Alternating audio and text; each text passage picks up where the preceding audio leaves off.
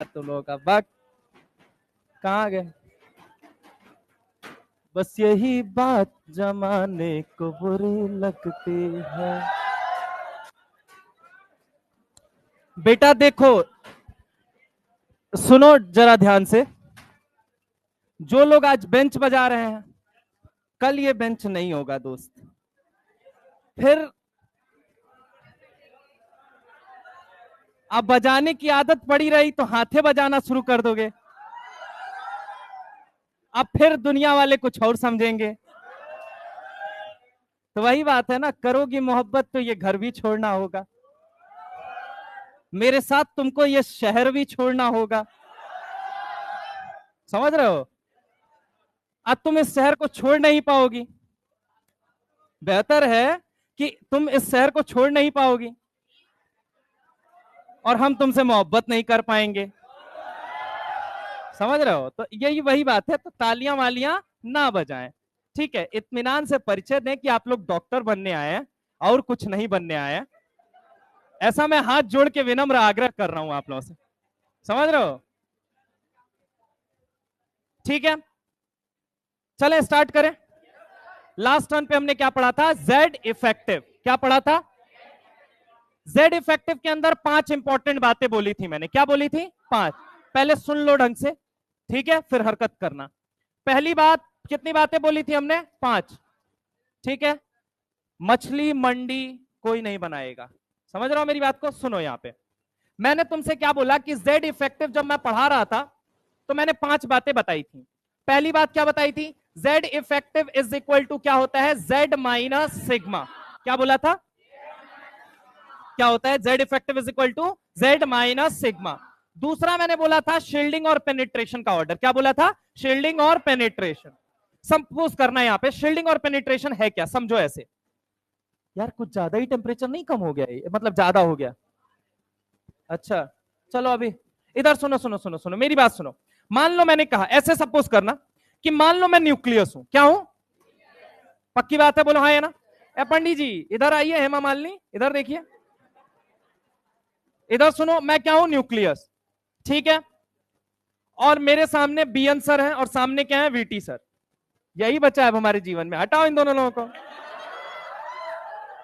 मेरे सामने सपोज करना मैं पॉजिटिव हूं और बीएन सर है नेगेटिव। अब वीटी सर भी क्या है? नेगेटिव।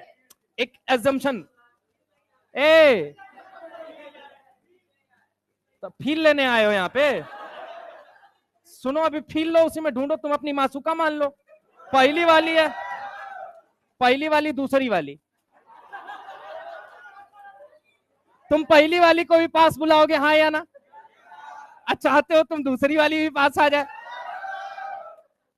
सुनो सुनो सुनो, अरे यार मत करो, करोगे फिर मैं भाग जाऊंगा। पढ़ा लेने दो यार। सुनो तो मजा लो, बात का मजा लो। तुम लोग कहीं और पहुंच जा रहे हो। आगे बोलो सर, आगे। मान लो पहली वाली आई कौन सी है? मोहब्बत। कुछ भी हो सकता है, ये जरूरी नहीं है कि जो आप सोच रहे हैं वही हो। ये हो सकता है नीट हो सकता है 10वीं रही हो सकता है कभी कुछ रहा हो सकता है कभी कुछ हो। मतलब जो मानना है मान लो, तुम्हारे दिमाग में जो चल रहा है। चल तो एक ही चीज रहा है। पहली से भी मोहब्बत करना चाहते हो, दूसरी से भी करना चाहते हो या नहीं करना चाहते? लेकिन मान लो अगर तुम पॉजिटिव हो और पहली वाली मोहब्बत क्या है और दूसरी वाली भी, अरे हाँ ना बोलो भाई। और तुम कैसे हो? तो तुम अपनी पहली मोहब्बत को देख के मुस्कुराओगे या नहीं मुस्कुराओगे? सर वो नेगेटिव हो चाहे ना हो, फिर भी मैं देख के मुस्कुराऊंगा, हाँ या ना? मुस्कुराओगे, बहुत बढ़िया। दूसरी वाली को देख के क्या करोगे? जब मुस्कुराओगे तो करीब बुलाओगे, हाँ या ना? पहले कौन आएगा, पहली वाली या दूसरी वाली? पहली वाली जैसे ही आ गई, दूसरी वाली उसके लिए सौतन का काम करेगी या नहीं करेगी? तो दूसरी वाली को क्या करेगी? ये धक्का। पहली वाली का मान लो एरिया था एक्स, मान लो 1 किलोमीटर की दूरी पे थी न्यूक्लियस से। तो एक बात बताओ, जब न्यूक्लियस क्या कह रहा है? आओ जाने मन। अरे यार, तो ये करीब आए कि नहीं आए, ये मुझे बताओ। अब एक लॉजिक भी समझ, मजे ही मत लेते रहे। टॉपिक निकल गया, बस मजा ले लिए सर हम। न्यूक्लियस था, पहली वाली 1 किलोमीटर दूर थी। जैसे ही पास बुलाया इसको, तो 1 किलोमीटर से न्यूक्लियस से इसकी दूरी अब कम हो चुकी है या ज्यादा हो चुकी है? कम हो गई। मतलब ये 1 किलोमीटर से थोड़ा कम हुआ, कितना कम हुआ मुझे नहीं पता, लेकिन ये न्यूक्लियस के पास आया, मुझे इतना पता है। पहले एरिया कितने का था, एक्स, एक्स मतलब 1 किलोमीटर मान लेता हूं, एक्स की वैल्यू कितनी मान लेता हूं, 1 किलो। अब एक बात तो, एक्स माइनस समथिंग है कि नहीं है, ये मुझे ये क्या है, पेनिट्रेशन, क्या है ये, इसका एरिया था नहीं, लेकिन ये घुस गया। किसमें घुस गया सर, 1 किलोमीटर का जो दायरा था वो किसका दायरा था, न्यूक्लियस का दायरा था। इलेक्ट्रॉन खिसक के आ गया कि नहीं आ गया उसमें, ये मुझे बता। तो this is something called penetration. अब जैसे ही ये करीब आया, जैसे ही करीब आया, क्या न्यूक्लियस पे, न्यूक्लियस इसको पूरी तरीके से न्यूक्लियस को घेर चुका है कि नहीं घेर चुका है, घेर चुका है, न्यूक्लियस के और करीब आ चुका है। अब ये चाहेगा कि कोई बाहर से कोई सौतन इसके और न्यूक्लियस के प्यार के बीच आए। तुम चाहते हो, तुम एक चीज समझना, तुम चाहते थे पहली वाली भी करीब आए और तुम चाहते थे दूसरी वाली भी, भगवान ने तुम्हारी सुन ली, क्या कर लिया, सुन लिया। अब पहली वाली तुमसे करीब आ गई, लेकिन तुम हो तो क्या, इंसान, और तुम चाहते अभी भी क्या हो कि दूसरी वाली भी करीब आए। लेकिन क्या एक बात तो, पहली वाली जैसी तुम्हारे करीब आई उसने पूरी तरीके से तुम्हें बांध दिया कि नहीं बांध दिया, ये मत, शील्ड कर दिया या नहीं कर दिया, रोक दिया या नहीं रोक दिया, कि मेरे रहते तुम किसी और को नहीं देख सकते, हाँ या ना, समझ रहा हो मेरी बात को। This is something called what, this is something called shielding, घुस जाना, this is something called what, shielding. किसका हो रहा है, न्यूक्लियस का। अच्छा, न्यूक्लियस किसको चाहता था कि वो भी करीब आए, लेकिन ये जो इलेक्ट्रॉन है ये क्या करेगा उसके ऊपर, जैसी वो जैसे ही न्यूक्लियस के करीब आना चाहेगा दूसरी वाली, तुरंत अंदर वाला क्या करेगा, इलेक्ट्रॉन धक्का मारेगा। This is something called what, shielding. और घुस जाना is called what, penetration. Ecology की भाषा में समझा दो सर, बहुत मतलब दुआ देंगे आपको। सुनो, कुत्ता को देखे हो क्या करते हुए, कुत्ता देखे हो, कुत्ता, अरे मजाक नहीं भाई, according to ecology 3 wolf is equal to 1 lion. अब सुनो मेरी बात पहले, कुत्ता जानते हो, कुत्ता इकोलॉजी के अनुसार 3 भेड़िया इज इक्वल टू 1 लाइन होता है, ठीक है, इसका मतलब यही होता है। अब सुन लो बात से, अच्छा मैंने क्या बोला, सुनना जरा गौर से। कुत्ते के बारे में कहा जाता है, अरे हाँ ना, इसका मैसेज बता सकते हो क्या है, काहे काहे मतलब, इसका मतलब बता सकते हो। इकोलॉजी इस बात को भी जस्टिफाई करता है। इकोलॉजी कहता है कि वो सामने वाले को, कुत्ते को बोलता है, ए कुत्ते, तू मेरे कुत्ते, मतलब कुत्ते क्या, तू मेरे एरिया में नहीं घुसेगा, ये मैसेज देना चाहता है। मान लो दूसरा कुत्ता आ गया, उसके एरिया में घुस गया, वो क्या दिखा रहा था कि ये मेरा एरिया है, मत आना इधर, हाँ या ना। दूसरा कुत्ता आ गया और उसके एरिया में जाके छपा, समझ रहे हो, this is something called penetration या शील्डिंग। पहले वाले कुत्ते को तुरंत आएगा गुस्सा, क्या आएगा, गुस्सा, क्या करेगा, भौं भौं भौं चालू हो जाएगा, अरे हाँ ना बोलो भाई, this is something called shielding, हाँ या ना। कुत्ते का दूसरे कुत्ते के एरिया में घुसना, दिस इज समथिंग कॉल्ड, और उसका भौंक के उसको भगाना, दिस इज समथिंग। क्या बात समझ में आई। पेनिट्रेशन और शील्डिंग इसीलिए साथ पड़े जाते हैं क्योंकि ये दोनों साथ चलने वाली फिनोमेना है। अब जैसे कि सर हमें बताइए सर, हमें बताइए सर, हमारी केमिस्ट्री में कैसे काम आता है सर, तो आइए देखिए सर, सुनिए सर, ये मान लीजिए न्यूक्लियस है सर, अब पहली वाली दूसरी वाली भूल जाइए, मान लीजिए पहली वाली आपकी कौन है, 2s है, कौन है, मान लो 2s, और मैंने कहा कि दूसरी वाली जो है वो क्या है, 2p है, क्या है, 2p।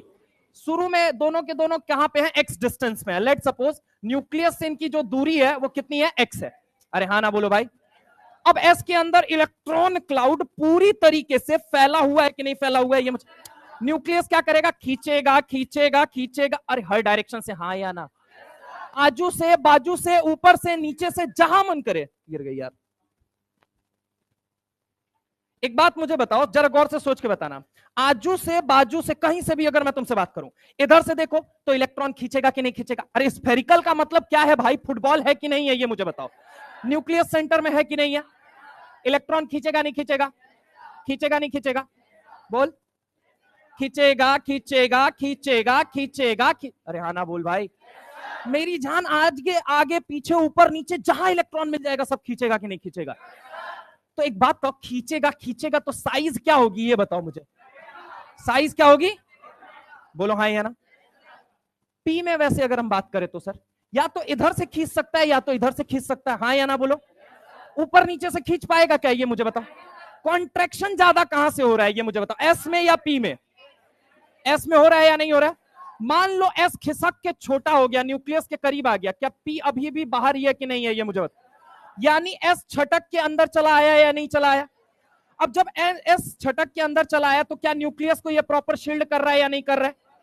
अरे हाँ ना बोलो भाई। तो ये क्या करेगा, पी के इलेक्ट्रॉन पे धक्का मारेगा कि नहीं मारेगा। एस का सिकुड़ना इज पेनिट्रेशन, एस का सिकुड़ना इज, सिकुड़ने के बाद न्यूक्लियस को ये पूरी तरीके से शील्ड करेगा या नहीं करेगा। और शील्ड करते करते एक बात था, मतलब सिकुड़ जाना मतलब इलेक्ट्रॉन डेंसिटी और करीब आ गई, बोलो हाँ या ना।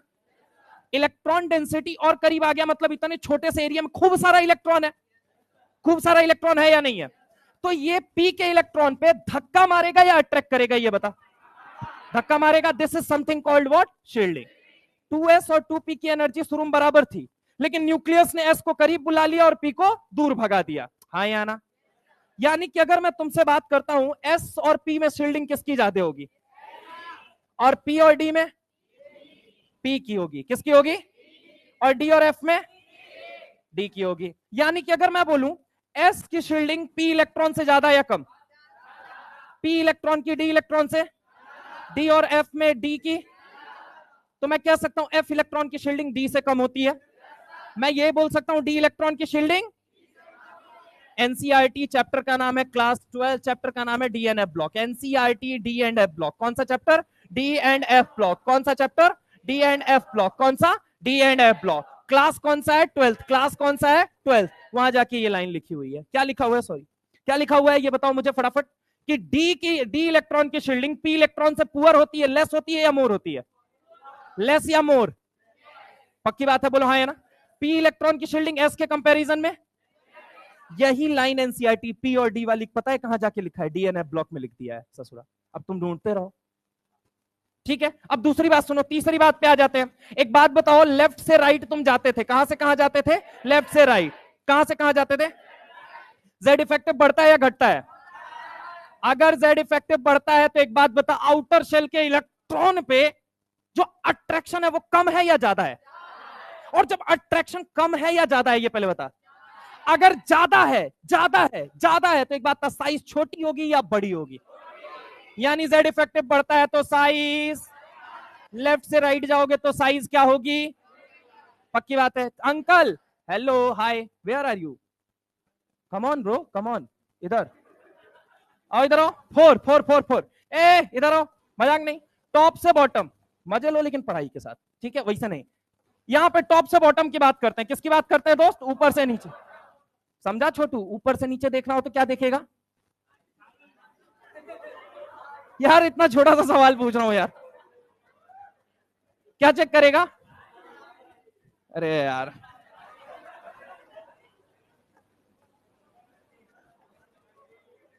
क्योंकि सर, क्या बोलोगे, क्योंकि सर क्या बोलोगे, ऊपर से हम नीचे जाएंगे, नंबर ऑफ शेल बढ़ेगा तो साइज भी बढ़ेगी।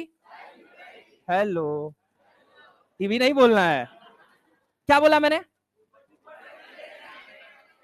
क्योंकि सर, प्रॉपर बोलना है, किसी को भी रिप्लाई दो प्यार से कहना, सर का मतलब होता है श्रीमान, ठीक है, क्या बोलना है, अगर सर वो श्रीमती हुई तो पहले निर्धारित करिए आपकी है या किसी और की, मान लीजिए सर किसी और की हुई तो आप कहें बतियाने जाएंगे, नहीं सर मानिए मत ना ऐसी चीजें हैं, ऐसे कुछ भी मान लेंगे आप, एक्सेप्शन नहीं है ब्रो, वो सच्चाई है। सुना यहाँ पे क्या बोलोगे, क्योंकि सर नंबर ऑफ शेल बढ़ेगा तो साइजो तो बढ़ेगी, हाँ या ना, क्या कि ऊपर से नीचे आते हैं जेड इफेक्टिव तो रिमेंस कांस्टेंट, सेकंड और थर्ड पीरियड में बढ़ता है, बाकी में क्या होता है, मानते हो या नहीं मानते हो, यही बात तो कह रहा हूं भाई सबसे, ऊपर से नीचे आओगे सेकंड से थर्ड में जेड इफेक्टिव क्या करता है, बाकी उसके बाद क्या हो गया, खो ही गया, एकदम सन्नाटे में गुम हो गया, समझ रहा हो मेरी बात को। तो अगर मैं तुमसे बात करूं टॉप से बॉटम आओगे, नंबर ऑफ शेल क्या करेगा, तो साइज भी क्या करेगी, बोल बेटा, तीसरा पॉइंट, चौथा पॉइंट ये बोला था, और पांचवा पॉइंट मेरे भाई मैंने तुम्हें क्या एक्सप्लेन किया था वो जरा गौर से सुनना। पांचवा पॉइंट क्या एक्सप्लेन किया था, इतना मोटा कौन लिखता है यार, नहीं इतना मोटा मैं नहीं लिखता भाई, यहां पे देखो जरा गौर से समझो, पांचवें नंबर पे अगर हम बात करते हैं तो पांचवें नंबर पे कौन आता है ये मुझे बताओ। पांचवें नंबर पे आता है Z effective is directly proportional to positive charge. क्या बोला मैंने, बोल जल्दी, क्या बोला मैंने? Z effective is directly proportional to, inversely proportional to. लेकिन मेरे भाई ये लगाना कहां है ये मुझे बताओ सोच के। दो जगह, कितनी जगह, कितनी जगह, कितनी जगह? पहला कहां, ए दीदी हियर आओ, कितनी जगह लगाना है? पहला कहां पे लगाना? Iso electronic. कहां लगाना है? ए बोल भाई, काहे गुस्सा है तू, बोल ना, तू भी बोल, पहली बात बोलो कहां पे। दूसरा कहां लगाना है? यस, यू यस, खड़े हो जाओ, खड़े हो जाओ, खड़े। हाँ, पहला कहां पे लगाएगा ये फॉर्मूला? अरे चुप नहीं लाओगे 2 मिनट के लिए? और दूसरा देखो भाई साहब ने बोल दिया, अबे हम तुमको चाहे तो फंसा ले 2 मिनट में, पक्का? अच्छा ये बोला है।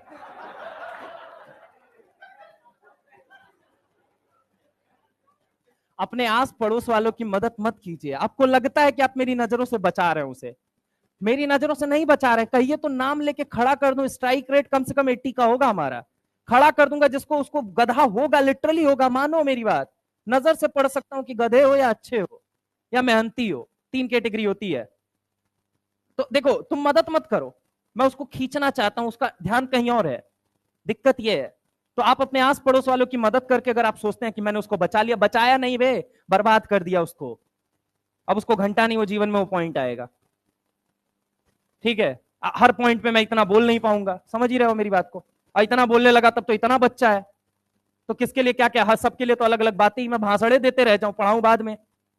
पहले नेता बन जाता हूं, मास्टर बाद में बनूंगा। वैसा भी हमारे कुंडली में राजयोग है इस बात का, लेकिन कंस्टिट्यूएंसी नहीं चूज कर पा रहे हैं, क्या कि हमको पता है वोट में नहीं मिलेगा कहीं से। नीतीश जी, आपके लिए एक लाइन एंड में मैं बोल के जाऊंगा। गोरखपुर में योगी जी पहले ही बैठे हुए हैं यार, जमानत ना जब्त करवा दें, समझ रहे हो? एक मिनिमम वोट पाना होता है, नहीं मिला ना तो फिर वो भी पैसा गया। नहीं भाई, वो नेक्स्ट लेवल आदमी है, फूक के जाता है, किसी और ही को फूक देता है, स्वर्ग में सीधा भेजता है वो आदमी। खैर, come to the point again, ये सब मुद्दा नहीं होना चाहिए भैया, ये सब काम मत करिए, बस इंपॉर्टेंट ये है अपने आसपास के लोगों को अगर आप समझ रहे हैं कि मदद कर रहे हैं, नहीं मदद कर रहे हैं, आप बहुत गंदा कर रहे हैं, अगली बार पकड़ के, इस बार तो मैं केवल मासूमियत के नाते मैं छोड़ रहा हूं, पता है क्यों? क्योंकि चलो तुम्हारी जगह मैं भी कभी था, मैं भी ऐसे किया करता था, ठीक है, लेकिन आइंदा से आगे नहीं करना है, ठीक है? रितेश सर ने हमको एक झापड़ मारा था क्लास 7th में, तब से लेके हम उनका फेवरेट स्टूडेंट थे। आज वो बहुत बड़े सिंगर हैं, लेकिन अब भी बात होती है तो उनके हम फेवरेट स्टूडेंट ही हैं। क्यों? क्योंकि एक थप्पड़ के बाद हम कभी बोले ही नहीं और उस गलती को कभी रिपीट नहीं किया, यही उनका 2 रीजन था। वरना मैं ब्रिलियंट वगैरह नहीं था। तुमको लगता है मैं ब्रिलियंट? ब्रिलियंट हम जानते भी नहीं है, 100 में 40 गो नंबर आता था हमारा, लेकिन फिर हम खुश रहते थे। पता है क्यों? 40 नंबर मेहनत से कमाया भाई, और सच में कमाया हुआ। मेरा प्रिंसिपल ऐसे ही आता था क्लास में, क्या क्या नहीं बोल देता था, I will kick on your ass and you will go in सामने वाला खेत। और फिर भी मैं नीचे मुंह करके, पता है क्या, सॉरी सर, कहते थे नौटंकी तो शक्ल पे लिखी हुई है, मैं कहता था यस सर। समझ रहे हो मेरी बात को? आ जाओ यहां पे, आ जाओ बेटा, 5 बातें हो गई, प्लीज मत किया करिए। ओए अंकल, कहां? बोतलवा के अंदर कोई दिख रहा है क्या? हमको भी दिखाओ, इधर आओ।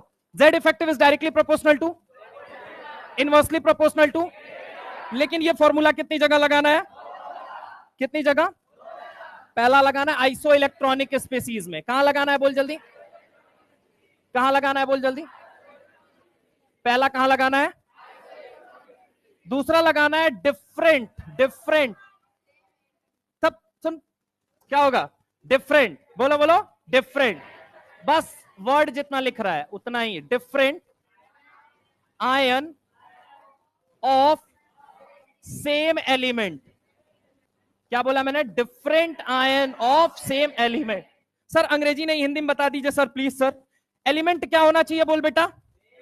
नहीं सुनाई दिया, नहीं सुनाई दिया, इतना चिल्ला के नहीं, गला नहीं फाड़ना है, मुंह से बोलना है। एलिमेंट क्या होना चाहिए? एलिमेंट क्या होना चाहिए, लेकिन उसका आयन क्या होना चाहिए। अरे हाँ ना बोल भाई।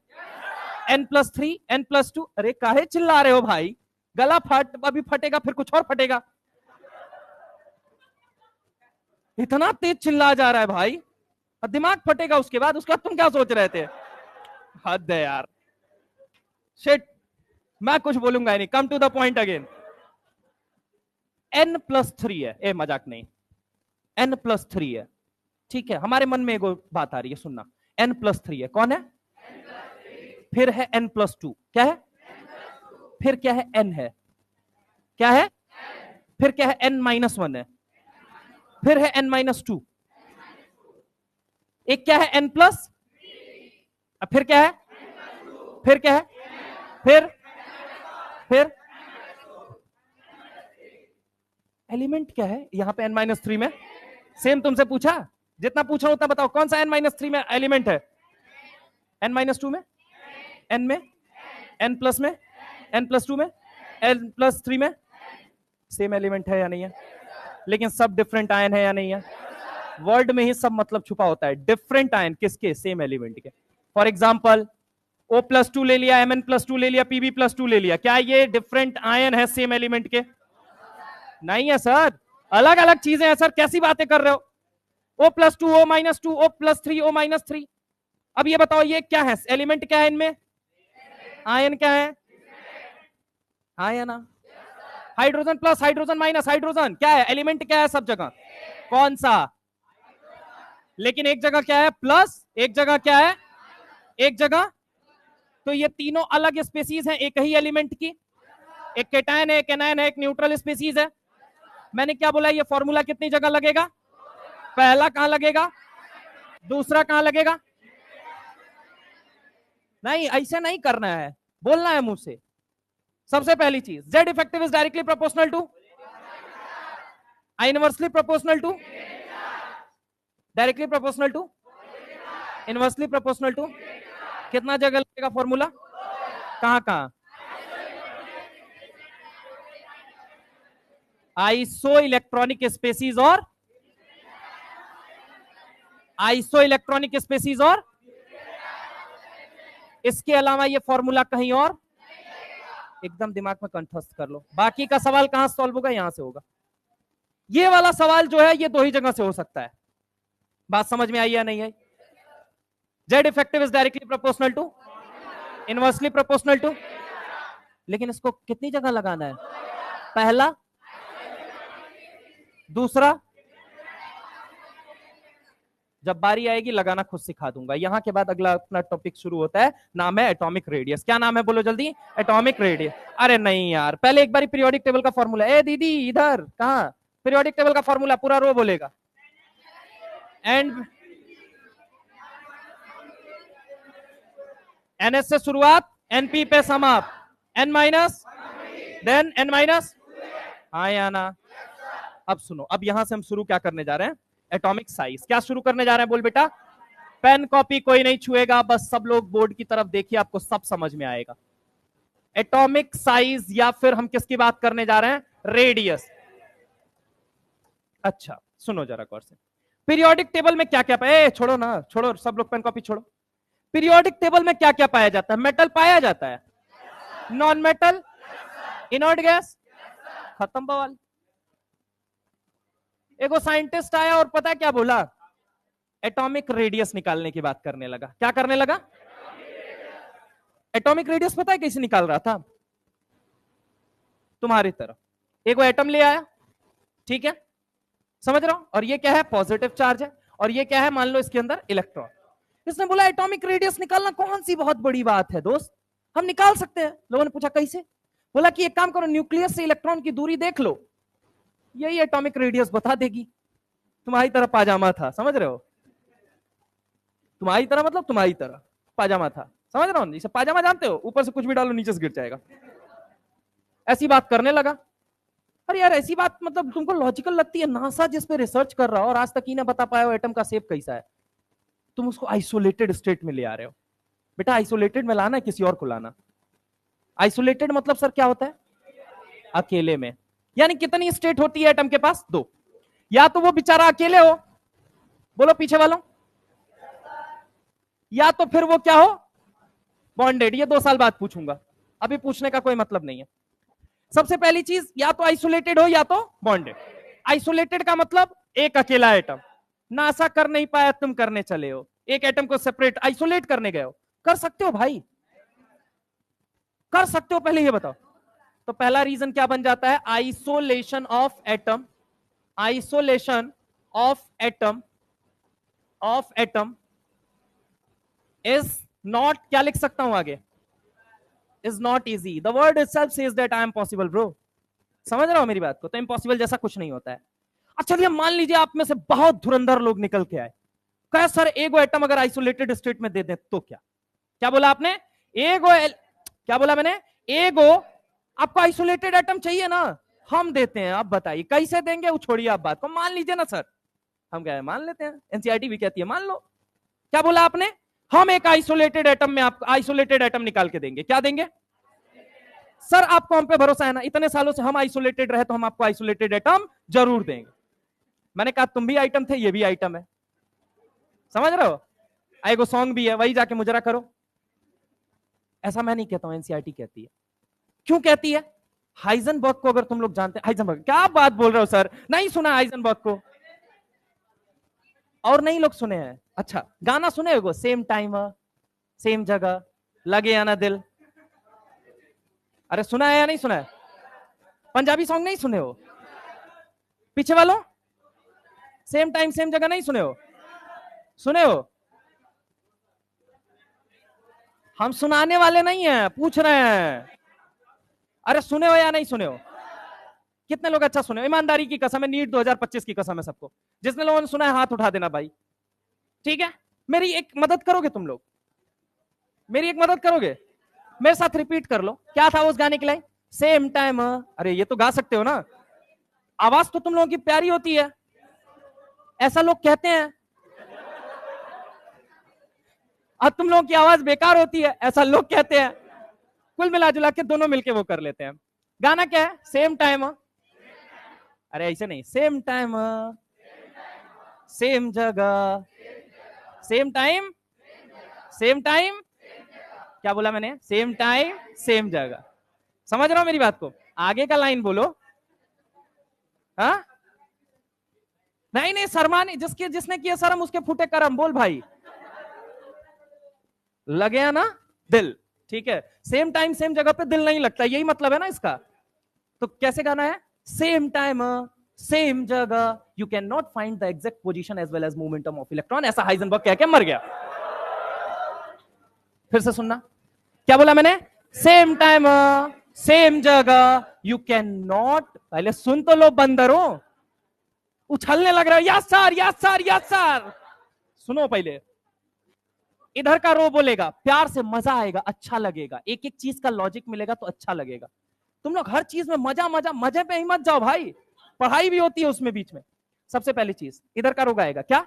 सेम टाइम सेम जगह, you can not find the exact position and momentum of electron.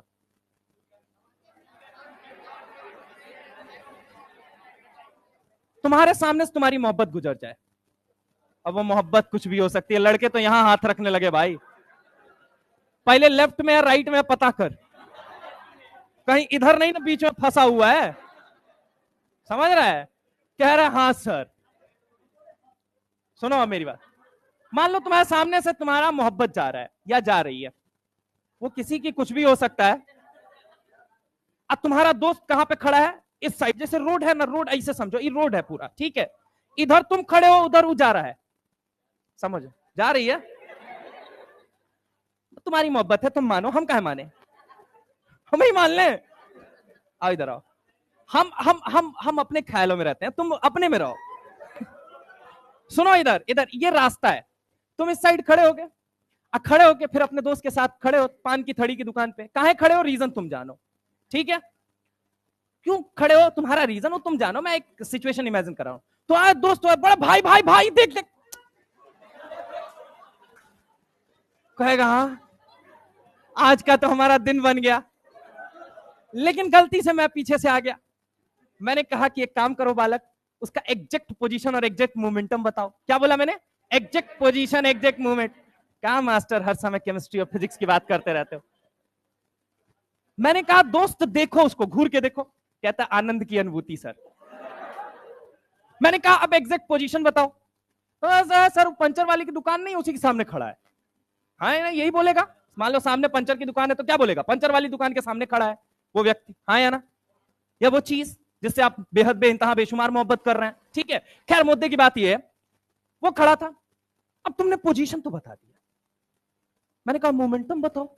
तो मोमेंटम क्या होता है? Mass into velocity. क्या होते हैं? वेलोसिटी नहीं, वेलोसिटी। क्या होता है? मास इनटू वेलोसिटी होता है कि नहीं होता है? अरे चाचा जब उसको रोक दिए तो उसकी वेलोसिटी 0 है या नहीं है?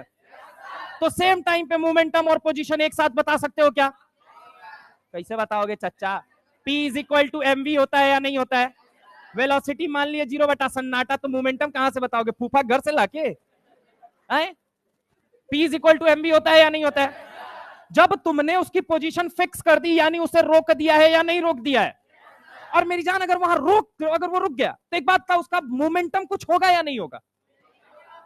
वेलोसिटी होगी या नहीं होगी? वेलोसिटी कितना हो गया? बटा सन्नाटा, हाँ या ना? तो सेम टाइम सेम जगह you can not find the position as well as momentum of electron. अब बात आती है सर इलेक्ट्रॉन 120 की रफ्तार से भाग रहा है। बहुत बढ़िया, भागने तो कोई दिक्कत नहीं है, तुम भी पीछा करो उसका। अगर तुम्हारा दोस्त बोल दे सर मेरा वो इलेक्ट्रॉन 120 किलोमीटर की रफ्तार से भाग रहा है, मैंने कहा पोजीशन बता। अरे सर क्या बात कर रहे हो, 120 से भागे जा रहा है भागे जा रहे भागे जा रहे। जैसे ही मैं पोजीशन फिक्स कर रहा हूं, अच्छा यहां है, भाग गया सर, फिर यहां है, अब भाग गया आगे। अरे हाँ ना बोल भाई, कॉन्टिन्यूअस वो भागता रहेगा या नहीं भागता रहेगा? सेम टाइम सेम जगह you cannot find the exact position as well as momentum of electron. Heisenberg uncertainty principle। स्वागत नहीं करोगे हमारा? यही बात तो उन्होंने कहा था। अब डी ब्रॉगली आए, उसके पहले उका कह के निकल गए इलेक्ट्रॉन के पास दो गो नेचर है। कितना नेचर है? एक कौन सा है? एक वेव नेचर है और दूसरा पार्टिकल नेचर। का एग्जांपल बताना। फोटो इलेक्ट्रिक फेनोमेना फिजिक्स बताता है या नहीं बताता है? अब पूरी केमिस्ट्री कहती है जवानी का प्रदर्शन, पहली बात। दूसरी बात क्या कहती है? इलेक्ट्रॉन के पास कैसा नेचर है? चलो मान लिया तुमने, आइसोलेट कर लिया, तुम्हारी बात मान लेते हैं, आइसोलेट कर लिया। एक बात मुझे सोच के बताओ जरा गौर से, इलेक्ट्रॉन बल खाते हुए लहराते हुए क्या वेव नेचर शो करेगा या नहीं? अकॉर्डिंग टू डी ब्रॉगली कह के मर गए। क्या कह के मर गए? इलेक्ट्रॉन के पास कितना नेचर है? क्या उन्होंने बोला था इलेक्ट्रॉन एक नंबर का? दोहरा चरित्र शो करता है, हाँ या ना? कौन कौन सा? वेव वाला और एक जाने मन चुपके चुपके। अब इसके बाद टिकट काट देंगे, सीधा पटना बोरिंग रोड का टिकट कटेगा। समझ रहे हो दोस्त?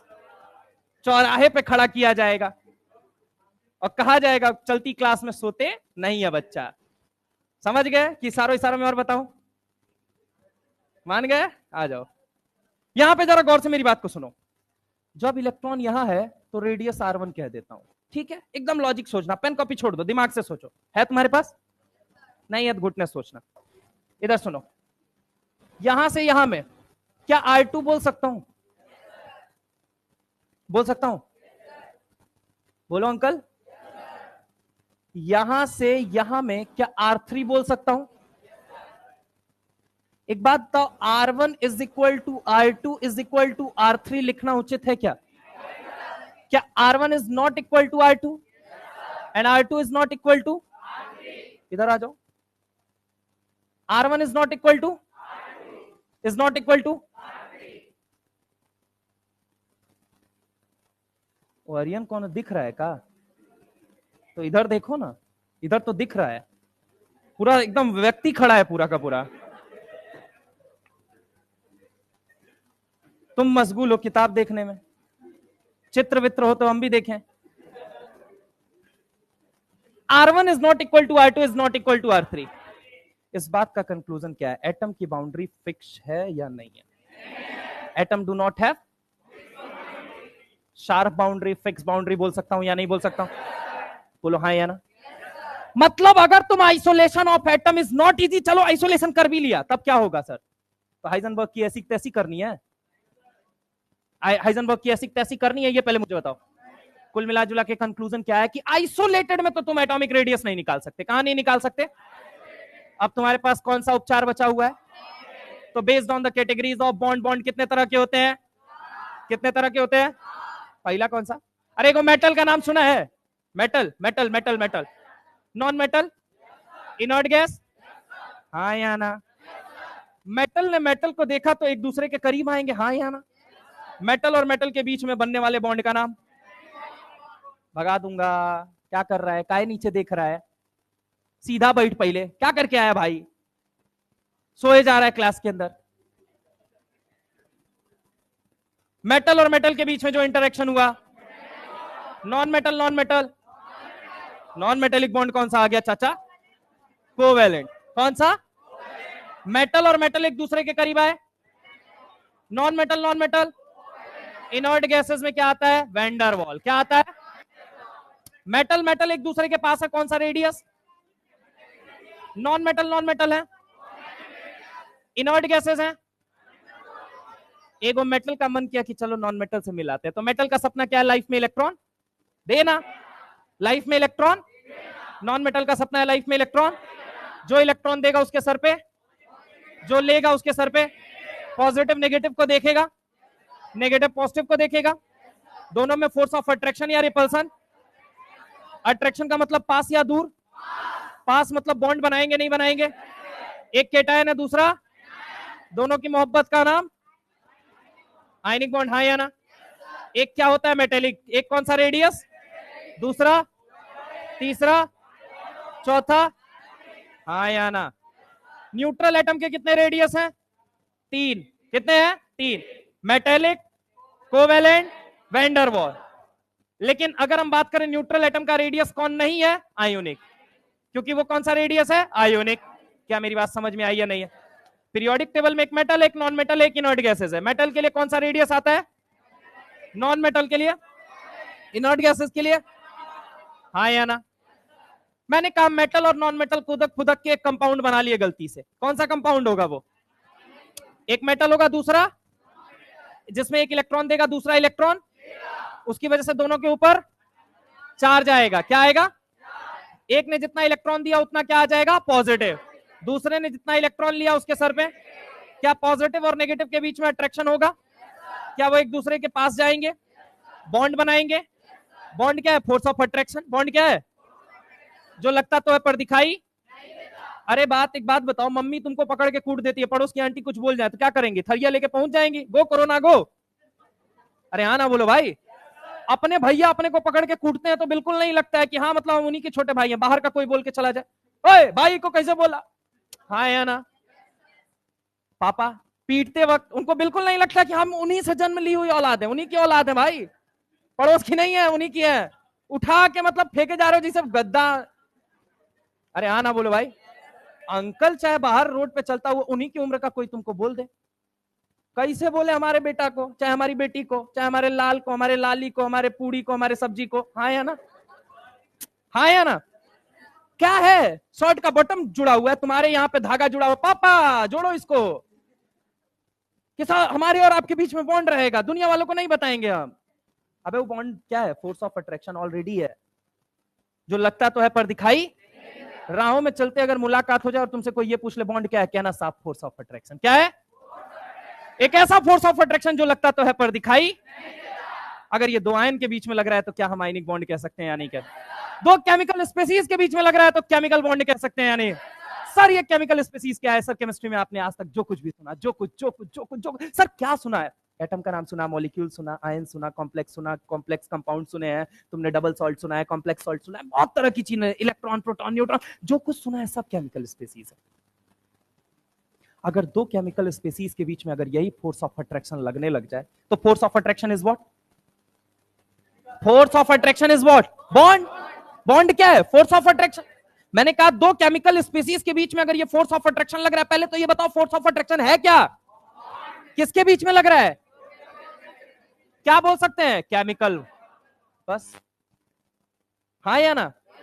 उसी का एक हिस्सा है कि एक केटायन हो एक एनायन हो, केटायन और एनायन के बीच में फोर्स ऑफ अट्रैक्शन लगेगा या नहीं लगेगा, इस बॉन्ड को नाम क्या देंगे, बॉन्ड क्या है, फोर्स ऑफ अट्रैक्शन, जो लगता तो है पर दिखाई, हाँ या ना, यही है।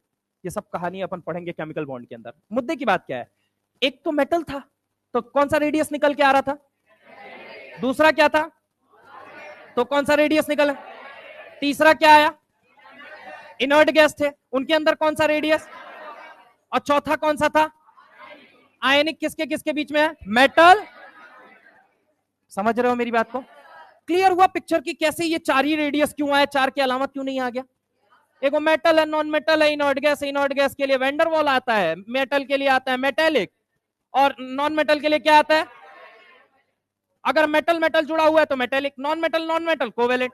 सर अगर मान लीजिए एगो मेटल निकल के आ गया इधर से और एगो उछल के आ गया नॉन मेटल, अब जुड़ेंगे तो क्या बात समझ में आई है, come to the point again, यहां पे सुनना जरा गौर से, आइसोलेटेड स्टेट में आप नहीं फाइंड कर सकते एटॉमिक रेडियस, हाँ या ना, तो कौन सा स्टेट आपके लिए है, अब बॉन्डेड में मेटल मेटल जुड़े रहे तो उसको हम कौन सा रेडियस फाइंड करेंगे, मेटेलिक, नॉन मेटल जुड़े रहे तो, इनर्ट गैस जुड़े रहे तो, ठीक है। तो based on the categories of bond, क्या मैंने बोला, बोल जल्दी, based on the categories of bond, क्या बोला मैंने, बोलो जल्दी, based on the categories of bond, based on the categories of bond, radius are of कितने types, radius are of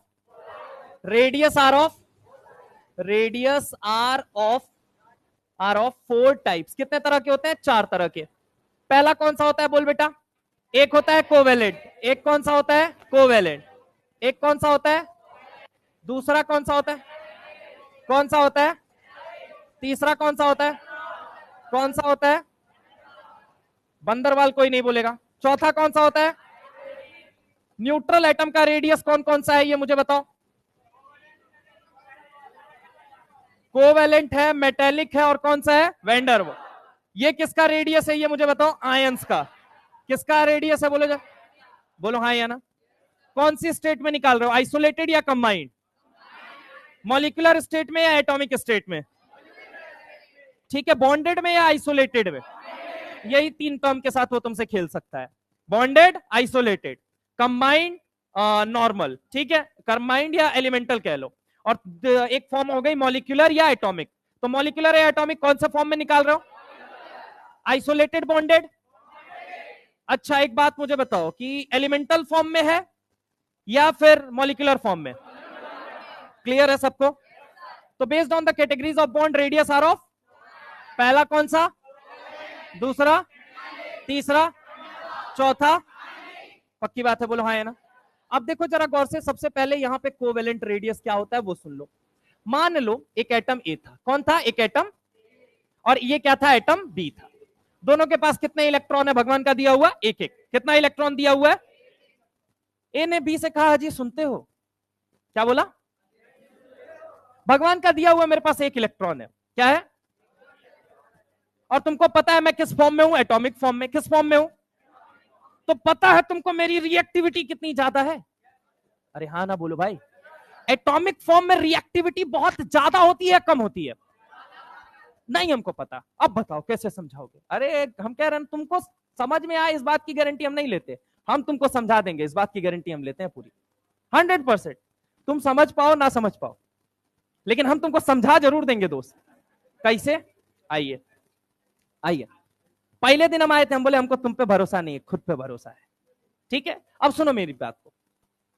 sir बताइए हमको कैसे समझा देंगे आप कि कौन ज्यादा रिएक्टिव है, जग जाइए आप, अब ना पीछे भेज देंगे अभी आपको, समझ रहे हैं, दूसरी बार हम आपको नोटिस कर रहे हैं,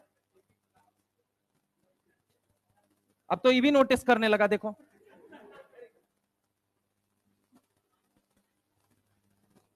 एक वो एटम ले लेते हैं, सुनो इस बात को समझने के लिए, एटम ने एटम को जी भर के देखा तो आंखों ही आंखों में मोहब्बत हो गई, दोनों करीब गए, बॉन्ड बनाए और क्या बनाया, मॉलिक्यूल, कौन ज्यादा स्टेबल है, मॉलिक्यूल या एटम? मॉलिक्यूल या एटम? तुम्हारी सिंपल विचारधारा ये कहती है मॉलिक्यूल ज्यादा स्टेबल है, बोलो हाँ या ना? यानी एटम कम स्टेबल है, बोलो हाँ या ना? अरे हाँ ना बोलो भाई। तो एक बात तो, अगर इसकी स्टेबिलिटी ज्यादा है यानी रिएक्टिविटी क्या होगी, और अगर इसकी स्टेबिलिटी कम हो गई तो रिएक्टिविटी। तो एटम ज्यादा रिएक्टिव या मॉलिक्यूल? तो एक एटम क्या होता है, हाईली रिएक्टिव होता है। कैसा होता है? Highly reactive. बी को देखा पगला गया, कहता है तुम भी रिएक्टिव हम भी रिएक्टिव, एक दूसरे के करीब आते हैं, बॉन्ड बनाते हैं। ए ने बोला कि बी ने बोला सॉरी, फायदा क्या होगा? बोला तुम्हारे पास देखो कितना इलेक्ट्रॉन है, कहता है एक। कहता है मेरे पास कितना इलेक्ट्रॉन? हम दोनों मिलकर इनर्ट गैस कॉन्फ़िगरेशन रखने के लिए मिनिमम कितना इलेक्ट्रॉन चाहिए? 2 इलेक्ट्रॉन चाहिए या नहीं चाहिए? क्या ए ने 1 इलेक्ट्रॉन दिया और बी ने 1 इलेक्ट्रॉन दिया, 2 इलेक्ट्रॉन पूरे हो गए या नहीं हो गए? और जैसे ही पूरे हुए, क्या इन दोनों के बीच में बॉन्ड बन चुका है या अभी नहीं बना है? बन चुका है, बोलो हाँ या ना? जिसमें ए बी के पूरी तरीके से क्या मिल चुका है? गले मिल चुका है। क्या मिल चुका है? गले। अरे यार सिंपल भाषा में कहें, मान लो भाई साहब, ए दीदी इधर, मान लो भाई साहब ये है ए है, ठीक है, और ये भाई साहब बी है, इन दोनों को एक दूसरे से मोहब्बत हो गई। तुम मोहब्बत का सेंस वहीं क्यों पहुंचते हो भाई? उससे पहले भी रह लो। अरे बायोलॉजी इतना नहीं चढ़ना चाहिए इधर। हमको लगता है बायोलॉजी छोड़ो, 12th क्लास का पहला यूनिट ही ज्यादा चढ़ गया है तुमको। मॉलिक्यूलर जेनेटिक्स भी आता है चाचा, वो चढ़ाओ। फिजियोलॉजी आता है, वो चढ़ाओ। सर वो हमारे पे ही चढ़ी रहती है। सुनो, ये दोनों भाई साहब है, इन दोनों की मान लो शुरू में इन लोगों को मोहब्बत हो गई, अब किसी भी वजह से हुई हो, ये दोनों एक दूसरे के करीब गए, फाइनली एक दूसरे के गले मिल गए। This is something called what? Bonding हो गई, बोलो आए ना? अभी इस एग्जांपल को और बेहतरीन तरीके से रिलेट करूंगा, ठीक है? मान लो ये दोनों भाई साहब सिर्फ बस में बैठे रहे, ये इनका शकल देख रहे हैं, ये इनका देख रहे हैं, समझ रहे हो मेरी बात को, है ना? यहां पे जस्ट टच मी वाला सीन नहीं है। कोवेलेंट में कौन सा सीन है? जब गले मिल रहे हैं तब ओवरलैपिंग वाला, और जब बस में चल रहे हैं तब कौन सा वाला सीन है? समझ रहे हो मेरी बात को? अब समझना एक और केस। अब मान लो तुम, ये भाई साहब यही दोनों लोग केस हैं, देखना तुम इसको बुरा मत मानना प्लीज, मैं रिक्वेस्ट कर रहा हूं आप लोगों की वजह से। नहीं उधर नहीं मैं जा सकता, समझो ना, उसके और मीनिंग निकल सकते हैं थोड़ा सा उधर, इसलिए उतना ही बोला जाए जितने से आप लोगों को समझ में भी आ जाए। और प्लीज अगर किसी का एग्जाम्पल लिया जा रहा है तो आप समझिएगा कि आपकी इंपॉर्टेंस मेरी नजर में बिल्कुल भी नहीं है ना? इसलिए आप अगर एग्जाम्पल लिए जा रहे हैं तो केवल और केवल मात्र आप उस जगह पे बैठे हुए हैं और मैंने रैंडम ले लिया है, वरना आपका इंपॉर्टेंस नहीं है, तो अपने ऊपर बुरा भी लेने की कोई जरूरत नहीं है, इसीलिए मैं क्लियर कर दे रहा हूं, ठीक है? एक चीज समझना, केस समझना, जब ये दोनों भाई साहब गले मिल रहे हैं, मान लो वो 2 एलिमेंट कौन है? एगो ई है, चलो कुर्सी और एगो ई ले लेते हैं, पोडियम, ठीक है? कुर्सी और पोडियम मान लेते हैं, अब किसी को नहीं बेकार लगे, इन्होंने बुरा लग सकता है यार, ये भी तो। नीतीश कुमार तुमको ले लें? नहीं भाई, अगली बार फिर जीत गया ना दिक्कत हो जाएगी। इधर देखो, ये क्या है? पोडियम। और ये क्या है? हमारी कुर्सी। ये दोनों एक दूसरे के करीब गए, गले मिल गए, this is something called what? Cowell. अगर मान लो बस में ये दोनों ट्रेवल कर रहे हैं तो यहां कौन सा वाला सीन चल रहा है? जस्ट टच मी, समझ रहे हो? अब इससे आगे मत बढ़ना। तीसरा केस बताता हूं, खिड़की पहुंच गए और तुम गाना गाने लगे, मान लो तुम दोनों का घर आजू बाजू एकदम से, घर तो नहीं होना चाहिए, हॉस्टल होना चाहिए, हॉस्टल मान लो आजू बाजू है, तुम क्या गाना गाओगे? मेरे सामने वाली खिड़की पे एक चांद का टुकड़ा, बोलोगे कि नहीं बोलोगे? ऊ मत करना, ऊ क्या करने की जरूरत है इसमें, ठीक है? समझना, यहां पे भी मोहब्बत है, हाँ या ना? गहरी मोहब्बत का है। मेरे सामने वाली खिड़की वाला सबसे खराब है, और टच मी वाला बीच में आएगा कि नहीं आएगा? यही बात तो मैं समझाना चाहता हूं, सुनो जरा गौर से। अगर मैं बात करूं, दोनों एटम एक दूसरे के करीब आए, फाइनली यहां पे क्या हुआ? ओवरलैपिंग जोन, ये कोवेलेंट है। अब मेटेलिक रेडियस दूसरे पे आ जाते हैं, मेटेलिक रेडियस किस पे आ जाते हैं? मेटेलिक। समझना पहले, मान लो मेटल है, ठीक है? मेटेलिक रेडियस कैसे समझते हैं? ये एक मेटल रहा और ये एक मेटल रहा, समझ रहे हो मेरी बात को? ये दोनों क्या है? दोनों के दोनों साइज देख लेना यार तुम, ठीक है? बोर्ड है थोड़ा सा, मेरे से परफेक्टली ना भी बन पाए, चलो कोई बात नहीं, ये प्लस है, ये प्लस है, ठीक है। अब जरा गौर से यहां पे सुनना, यहां पे जरा गौर से सुनना। यहां पे कौन सा वाला केस चल रहा है, टच मी या घुस रहे हैं एक दूसरे से? अब वहां पे समझ रहे हो मेरी बात को? तो टच मी कहां पे होता है? अब आ जाओ किस पे, बंदरवॉल। किस पे आ जाओ, बंदरवॉल। अब बंदरवॉल क्या है पहले ये समझ लो। तीसरा आ गया किस पे, बंदरवॉल यानी वेंडरवॉल। किस पे, वेंडरवॉल। वेंडरवॉल सबसे पहले तो एक चीज समझो, वीक फोर्स ऑफ अट्रैक्शन है। क्या है? अगर तुम्हारी कहानी यहां तक पहुंची है तो अभी दूर हो जाओ क्योंकि कट सकता है। समझ रहे हो? अब मुद्दे की बात सुनो, वेंडरवॉल क्या कहता है? ये सबसे पहली चीज ये कहां लगता है, इनर्ट गैसेस के अंदर। कहां लगता है, इनर्ट गैस। कौन सी स्टेट में लगता है, सॉलिड। कौन सी स्टेट में, सॉलिड। अरे भाई गैसेस का मतलब क्या है, कोई गैस इधर भाग रही है, कोई इधर भाग रहा है, कोई इधर भाग रहा है। अब रेडियस कहां से कैलकुलेट करोगे? रेडियस कैलकुलेट कर पाओगे? पहले दो एटम को सॉलिड स्टेट में फिक्स करो। क्या करो, फिक्स। मान लो एक एटम ये फिक्स कर दिया और एक एटम ये फिक्स कर दिया, क्या दोनों का NU है कि नहीं है? NU। अरे न्यूक्लियस, नू नू, अरे है या नहीं है? Nucleus, nucleus. इतना ही हंसो जितना से मुझे डिस्टरबेंस ना हो, मतलब हंसो तुम, कोई दिक्कत नहीं है, बट ये सब मत किया करो यार। मुझे डर है एक दिन तुम ऐसे करने लग जाओगे। अब मैं खुल के बोल रहा हूं यार। आओ इधर आओ। एक वो हीलियम एटम है, ये दूसरा हीलियम एटम है। कभी तुम सुने हो He2 का नाम सुने हो कभी? कहां सुन लिया रे? पुच्ची नहीं, He2। आपने कौन सा केस सुना है, He या He2? ये मुझे बताओ। हमेशा अलग होते हैं भाई, नॉन बॉन्डेड होते हैं। ठीक है, अभी एनसीईआरटी पढ़वाऊंगा, देख लेना। अब सुनो यहां पे जरा गौर से। अगर मैं तुमसे बात करता हूं, सपोज करना लोगों ने बोला आइसोलेटेड में तो रेडियस नहीं निकाल सकते, तो ये हुआ कि एक काम करो, कहां चलो, कहां चलो। अब बॉन्डेड में देखना जरा गौर से, ये हुआ कि बॉन्डेड में क्या एक्यूरेट रेडियस निकाल सकते हैं? तो जवाब है नहीं। अभी प्रूफ करता हूं, सुनना जरा गौर से। बॉन्डेड में ये आया कि क्या आप मुझे एक्यूरेट रेडियस देने वाले हैं या फिर समथिंग अप्रोक्सीमेटली देने वाले? तो सबसे पहली चीज क्या निकालोगे, एटॉमिक रेडियस एग्जैक्ट कभी नहीं कैलकुलेट कर सकते। क्या बोला मैंने? मान लो तुम्हारी बीवी कल की डेट में आएगी, वो तुमसे कितना प्यार कर रही है, एग्जैक्ट उसका मेजरमेंट कर पाओगे? बीवी देखो 5 किलो प्यार लेके आया है, तुम भी ले लो थोड़ा सा। ऐसा होता है? प्यार का कोई क्वांटिटी होता है?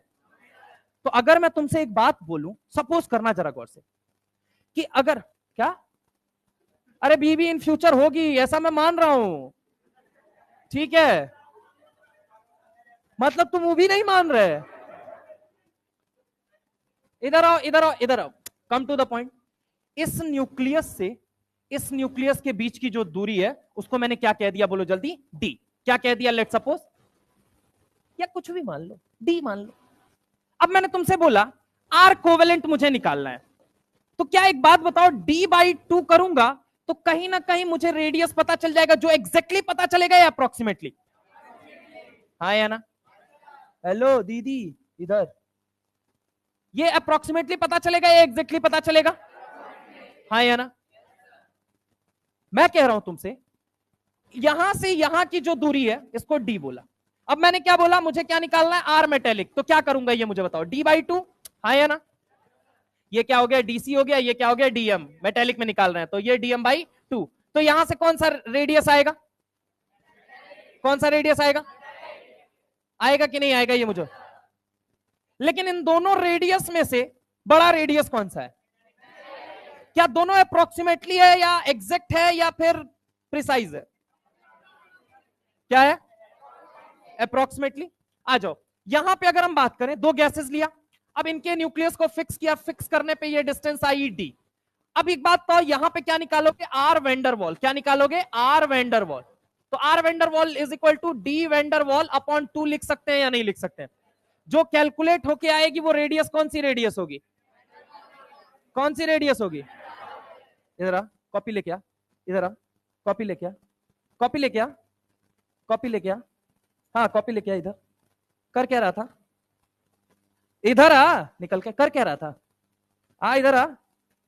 हाँ, कर क्या रहा था भाई? हाँ, वहां मुस्कुरा कर रहे थे? हाँ, क्या देख रहा था? उठा लिए तुमको भी ना, झपड़िया देंगे, बुद्धि ठिकाने आ जाएगी। औकात में रहो। कर क्या रहा था वहां पे? हाँ, ध्यान नहीं दिए? कहां ध्यान, कहां था?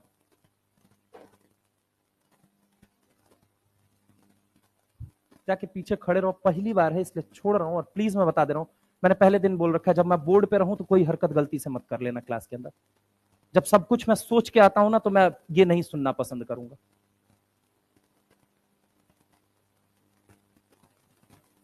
D/2 DM/2 DVWR/2 हो गया।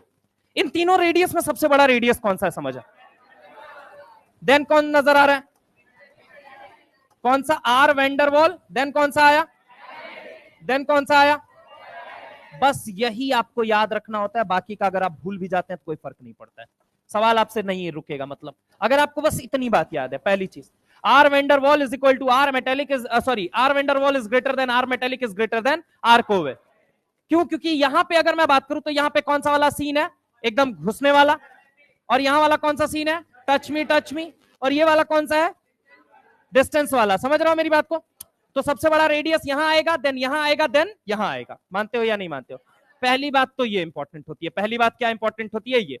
अब तीसरे के बाद चौथा जो रेडियस आता है वो कौन सा रेडियस आता है, ये मुझे बता। कौन सा रेडियस आता है? Ionic radius. अब आयोनिक रेडियस समझने की कोशिश करते हैं। सुनो यहां पे, मान लो मैंने ये क्या ले लिया, एक पेरेंट एटम ले लिया। क्या ले लिया? Parent atom.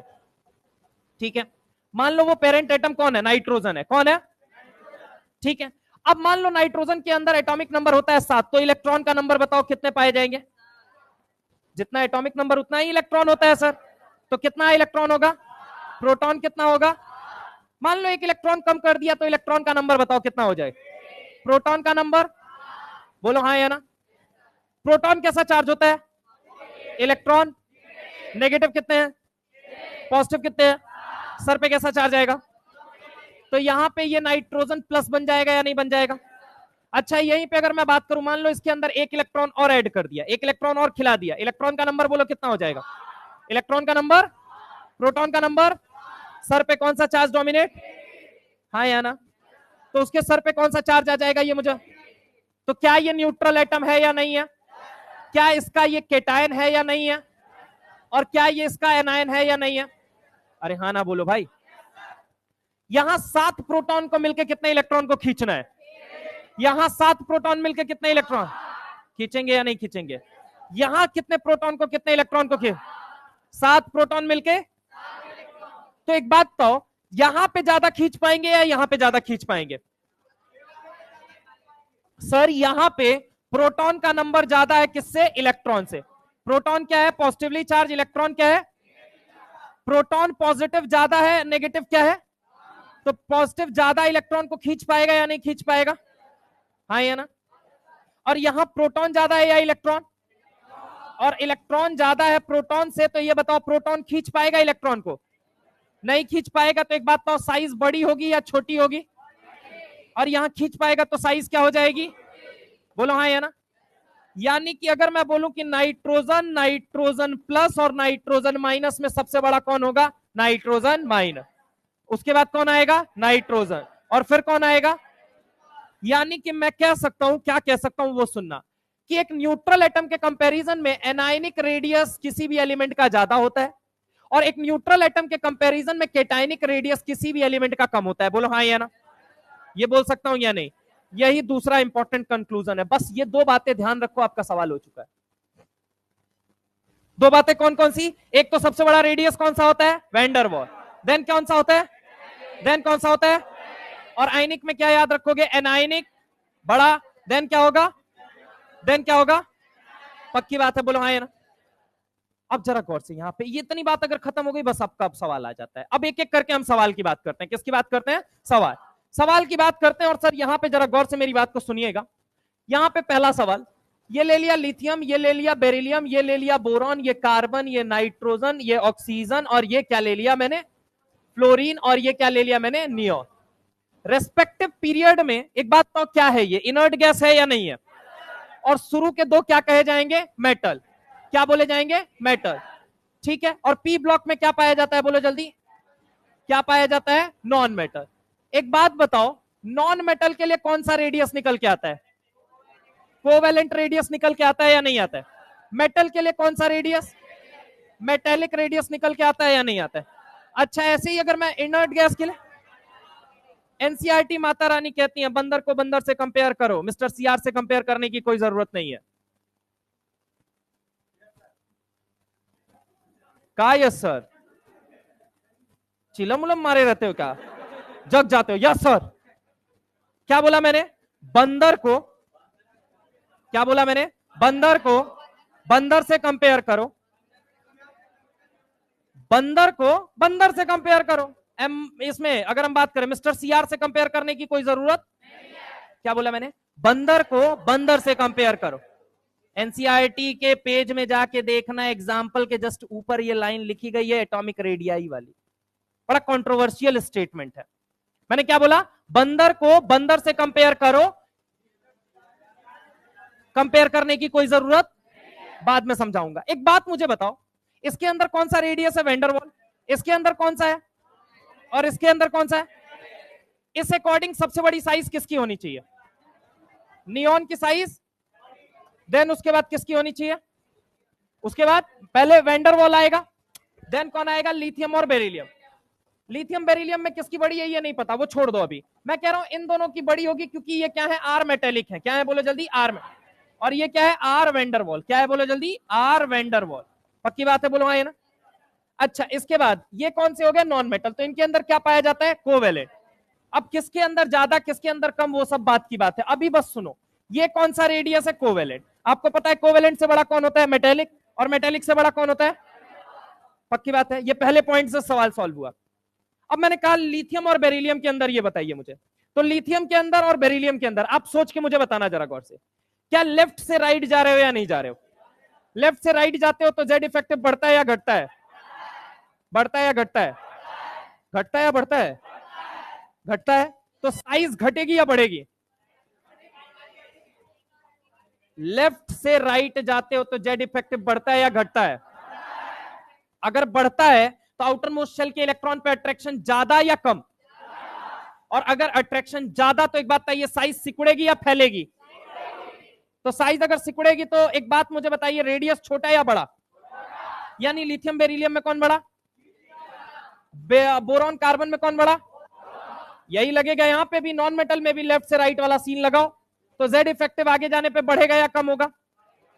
अगर बढ़ेगा तो न्यूक्लियस के आउटर मोस्ट शेल के इलेक्ट्रॉन पे अट्रैक्शन ज्यादा या कम, ज्यादा। अगर ज्यादा मतलब साइज सिकुड़ेगी या फैलेगी, यानी बोरॉन सबसे बड़ा, then carbon, then nitrogen, then oxygen, then fluorine, yes और नो। किसी भी रेस्पेक्टिव पीरियड में सबसे बड़ा कौन होना चाहिए, यानी कि इनर्ट गैस, हाँ या ना। NCERT exemplar question number 18 option number 4, क्या बोला मैंने, NCERT exemplar question number 18 answer number 4, option number 4। NCERT बहुत क्लियर कट शब्दों में यह बात कहती है कि किसी भी रेस्पेक्टिव पीरियड में सबसे बड़ी साइज जो होती है वो होती है अल्कली मेटल की। किसकी होती है, और आपने डेटा निकाला, उसके अनुसार क्या निकल के आया, इनर्ट गैस की। और ये भी बात एनसीईआरटी ही कहती है, कहां कहती है एनसीईआरटी, अगर कोई लाया हो तो एक बार मुझे दे दीजिए, एनसीईआरटी लाए हो। इसमें एक लाइन बड़ी अच्छी खूबसूरत लिखी गई है सर, वो जरा गौर से यहां पे समझना। एनसीईआरटी हर कुछ कहता भी है और एनसीईआरटी हर चीज का जवाब भी देता है, ढूंढने वाले ढूंढ सकते हैं, नहीं ढूंढने वाले ठीक है कोई बात ही नहीं। कहां गया यहाँ पे, हाँ ये रहा। सवाल क्या है सुनिएगा, कहता क्या है यहाँ पे, एनसीईआरटी पेज नंबर 86 टॉपिक का एकदम लास्ट में ये रहा, देखो यहाँ पे क्या लिखता है। देखो पहले क्या क्या लिखता है, एक एक लाइन पढ़ के बता देता हूं एटॉमिक रेडियस से। You can very well imagine that finding of size of an atom is lot more complicated than measuring the radius of a ball. समझ रहा हो मेरी बात को। मान लो एक रेडियस, एक बॉल है, उसका रेडियस मेजर करना है, वो मेजर करना आसान है या मुश्किल है, कह भी कौन रहा है, जिसको मैथ का 5 फॉर्मूला ना याद हो, वो लोग कह रहे हैं कि आसान है ना, गजब हाल है। अभी कह दू कैलकुलेट करके बताओ इसका रेडियस, तो बैठ जाओगे उसी में, सर कैलकुलेट कैसे करना है सर, यहां किसको न्यूक्लियस माने, यहां किसको इलेक्ट्रॉन माने? सेंटर ऑफ मास से सेंटर पहले समझना पड़ेगा, फिर पेरीफेरी समझना पड़ेगा, फिर रेडियस निकालना पड़ेगा, और उतना कर लोगे तुमको फिजिक्स नहीं आ जाएगी। अब फिजिक्स आ जाएगी, सिलेक्शन नहीं हो जाएगा। इधर आओ, तो पंचवर्षीय योजना सर हमारी कैसे पूरी होगी? ना लाइक, इधर सुनो क्या लिखता है। You can very well imagine that finding of size of an atom is lot more complicated than measuring the radius of a ball.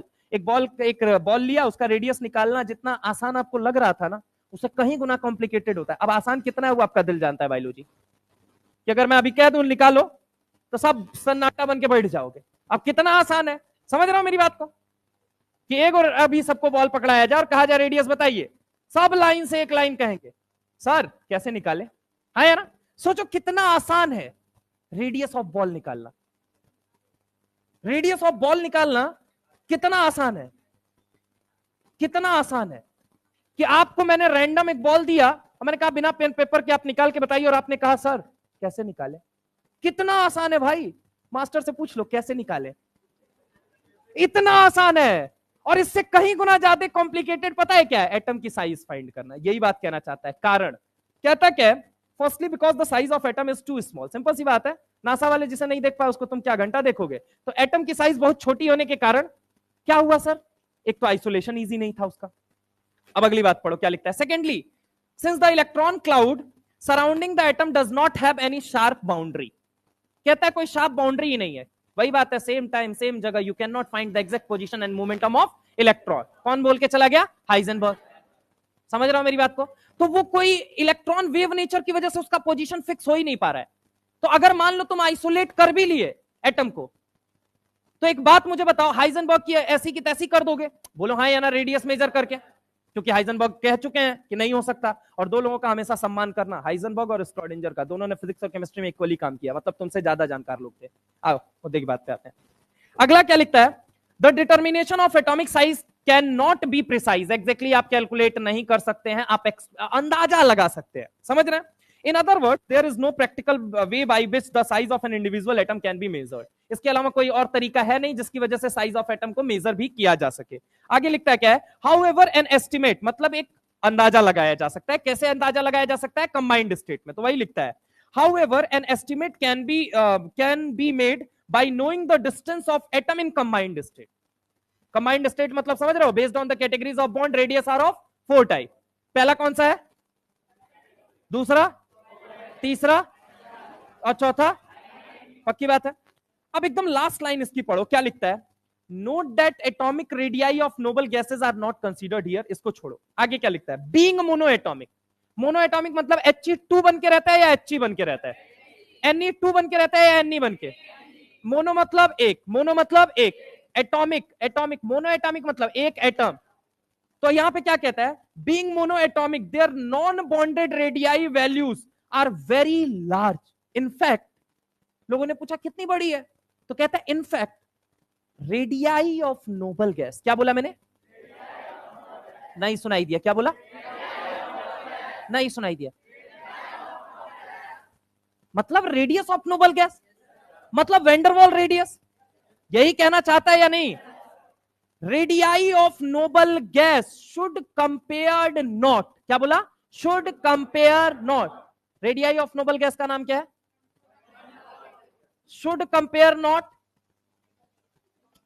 Should compare not. कौन शुड कंपेयर नॉट? अब अगली लाइन पढ़ो क्या लिखता है? Should compare not with covalent radii. क्या लिखता है? क्या लिखता है? क्या लिखा? नोबल गैसेस में कौन सा रेडियस है? और उसको कंपेयर नहीं करना है किसके साथ? या फिर, समझ रहे हो मेरी बात को? आगे क्या लिखता है? बट विथ द, क्या लिखता है? But with the Van der Waals radius of other element. पढ़ो क्या? But with Van der Waals radius being monoatomic. पहले क्या लिखता है? Being monoatomic. किसकी बात कर रहा है? Noble gas. कौन सा रेडियस पाया जाता है उनके अंदर? बोलो हाँ या ना।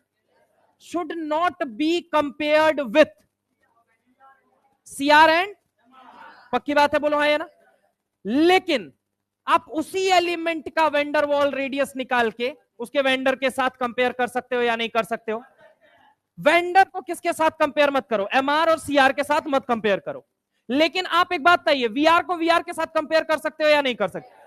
यानी कि अब एक चीज समझने की कोशिश करो, वेंडर वॉल रेडियस से देखोगे तो एक पीरियड में सबसे बड़ा कौन आ रहा है?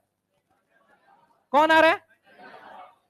वेंडर वॉल के अकॉर्डिंग सबसे बड़ा एक पीरियड में कौन होगा? इनर्ट गैस होगा। अरे हाँ ना बोलो भाई, पक्की बात है। लेकिन एनसीईआरटी क्या कहती है? Vendor wall radius of monoatomic atom should not be compared with, should not be compared with किससे? मेटेलिक और अगर वीआर को करना है तो किससे कंपेयर करो? वीआर से। एमआर और सीआर से कंपेयर करने की कोई जरूरत, यहां पे आप किससे कंपेयर कर रहे हो? एमआर और, जिससे कंपेयर करने की कोई जरूरत, वीआर को कंपेयर करना है तो किससे करो? अब सर वीआर कैसे निकालेंगे? तो वीआर निकालने के लिए आपने नियॉन में क्या किया था? पहले आपने क्या किया था बोलो जल्दी? गैसियस था ये, बोलो हाँ या ना? हाँ या ना? अगर ये लोग गैसियस नहीं होंगे तो इनको क्या बनाना पड़ेगा? पहले गैसियस। क्या बनाना पड़ेगा? गैसियस में ले जाने के बाद कौन से स्टेट में उसको वापस लाना पड़ेगा? सो डेट कि उसके न्यूक्लियस को क्या किया जा सके? फिक्स। समझ रहे हो मेरी बात को? हाँ या ना? इनको पहले इनर्ट बनाओ, फिर गैसियस फॉर्म में ले जाओ, फिर सॉलिड में कन्वर्ट करो, और फिर वेंडर वॉल रेडियस निकालो, और फिर कंपेयर करो। वो इजी है या मुश्किल है ये मुझे बताओ? हाँ या ना? एनसीईआरटी माता रानी लाइन क्या लिखी कि भैया vendor wall radius metallic radius और किसके साथ कंपेयर नहीं होना चाहिए। अगर तुम्हें इनके साथ कंपेयर करना है तो इनका भी क्या निकालना पड़ेगा? Vendor wall radius. क्या निकालना पड़ेगा? अब उसके लिए क्या करना पड़ेगा? पहले तो इनको क्या बनाओ? इनर्ट। क्या करो? इनर्ट बनाने के बाद से इसको कौन सी स्टेट में ले जाना पड़ेगा? सॉलिड। और फिर इनका डिस्टेंस मेजर करो तो क्या निकल के आएगा तुम्हारा? Vendor wall radius. अब कंपेयर करना, इतना करते करते ना सिलेबस ही खत्म हो जाएगा। समझ रहे हो मेरी बात को? तो एनसीईआरटी ने क्या लिखा? वही बात लिखी कि यहां पे being monoatomic, their non-bonded radii values are very high. In fact, radii of noble gases कौन सा होता है? Vendor wall radius should not be compared with covalent radius। बस लिख के निकल गया है। लेकिन लाइन क्या है कि Vr को Cr और Mr के साथ कंपेयर मत करो, करना है तो किसके साथ करो? Vr। समझ रहे हो मेरी बात को? तो बंदर का कंपैरिजन बंदर से करो, मिस्टर Cr से करने की कोई जरूरत नहीं है। टैगलाइन आज घूंघट से मुंह बाहर निकाल के पूरे रास्ते भर बोलते जाओगे। क्या बोलते जाओगे? बंदर को बंदर से कंपेयर करो, मिस्टर सीआर से कंपेयर करने की कोई जरूरत। क्या ये बात समझ में आई या नहीं? अब एनसीईआरटी क्लास 11th का ही एग्जाम्पलर है। एग्जाम्पलर में क्वेश्चन नंबर 18 है, 18 नंबर में चौथा ऑप्शन है। ऑप्शन में देखोगे तो उन्होंने क्या लिख रखा है कि सुनना जरा गौर से, इसी सवाल को वापस देता हूं कि लिथियम हो गया, बेरिलियम हो गया, बोरॉन हो गया, कार्बन हो गया, नाइट्रोजन हो गया, ऑक्सीजन हो गया, फ्लोरीन हो गया, नियॉन हो गया। एक बात बताओ, इंडिविजुअली देखें तो इसके अंदर कौन सा रेडियस आना चाहिए? और इन दोनों के अंदर कौन सा रेडियस? इनके अंदर। लेकिन माता रानी ने क्लियर बोला इनको कंपेयर नहीं करना है। बोलो हाँ या ना? अब जरा गौर से मेरी बात को सुनो। तो इनके बीच में क्या निकालोगे? कॉमन रेडियस कुछ निकालोगे? बोलो हाँ या ना? कॉमन रेडियस निकालने लगे। कॉमन रेडियस निकालने का तरीका क्या होगा? एक तो ये तो चलो मान लो, ये तो मैंने कहा कि ऑन द बेसिस ऑफ, किसके बेसिस पे आपने निकाला? Types of radius. किसके बेसिस पे निकाला अभी तक? Types of radius. तो टाइप्स ऑफ रेडियस से कंक्लूजन क्या निकला ये मुझे बताओ कि एक पीरियड में सबसे बड़ा कौन होता है? वेंडर वॉल नहीं, एक पीरियड में बड़ा कौन होता है सबसे? इनर्ट गैस होती है। लेकिन जब कॉमन रेडियस निकालोगे तो कॉमन रेडियस क्या कहता है कि लेफ्ट से राइट जाओगे। क्या बोला मैंने? जेड इफेक्टिव बढ़ता है या घटता है? अगर जेड इफेक्टिव बढ़ा तो आउटर शेल के इलेक्ट्रॉन पे अट्रैक्शन बढ़ेगा या घटेगा? और अगर बढ़ेगा तो साइज क्या होगी ये मुझे, साइज क्या होगी? तो सबसे बड़ा कौन हो गया? देन कौन हो गया? देन कौन हो गया? देन कौन हो गया? देन कौन हो गया? देन कौन हो गया? देन कौन हो गया? अगर कॉमन रेडियस सबका निकालोगे तो सबसे बड़ा एक पीरियड में कौन आ रहा है? तो अल्कली मेटल एक पीरियड में सबसे बड़ा होता है या इनर्ट गैस होता है? On the basis of types of radius NCERT ने कहा सबसे बड़ा कौन होता है? नियॉन। कौन होता है? Neon. On the basis of common radius सबसे बड़ा कौन होता है? एग्जाम्पलर कहता है कि लिथियम बड़ा होना चाहिए, एनसीईआरटी कहती है नियॉन। एक्चुअल में दोनों में सही कौन सी बात है? दोनों सही बात है, दोनों सही बात। सर हमारे से एग्जाम में कौन सा पूछा जाएगा? एग्जाम में आपसे ये पूछा जाएगा, कॉमन रेडियस। लेकिन आपको जानकारी दोनों की होनी चाहिए, क्योंकि कभी वो टाइप्स ऑफ रेडियस पे अगर घुमा ले गया सवाल को, बस वहीं पे लड़बड़ा जाओगे। क्योंकि एनसीईआरटी में दोनों स्टेटमेंट लिखा है और दोनों का प्रूफ भी लिखा है कि एक पीरियड में अगर नियॉन बड़ा है, यस सर हो सकता है, बिल्कुल हो सकता है, on the basis of types of radius. लेकिन अगर मैं तुमसे बात करूं कि एक पीरियड में सबसे बड़ा कौन होता है, लिथियम, और ये लिथियम वाली बात कहां लिखी हुई है, एग्जाम्पलर के सवाल में क्वेश्चन नंबर 18 है। तुम्हारे मंथन का जो कॉमन बैच है ना तुम दोनों लोगों का, उसमें मैंने देखो एग्जाम्पलर के क्वेश्चन डाल दिए हैं। ठीक है, अभी मैं सवाल भी दूंगा यहाँ पे, कौन कौन से सवाल करने हैं आप लोगों को अगले कुछ दिनों में, अगले मतलब आज और कल के लेक्चर मिला के आपको लगभग खूब सारे सवाल दे दूंगा। तो यहाँ पे जरा गौर से मेरी बात को सुनो, ये किस बेसिस पे अल्कली मेटल सबसे बड़ा है एक रेस्पेक्टिव पीरियड में, ये किस बेसिस पे, ये मुझे बताओ किस बेसिस पे है, बोलो जल्दी, किसके बेसिस पे है? अगर मैं टाइप्स ऑफ रेडियस पे देखूं तो सबसे बड़ा कौन आएगा? पक्की बात है, बोलो हाँ या ना।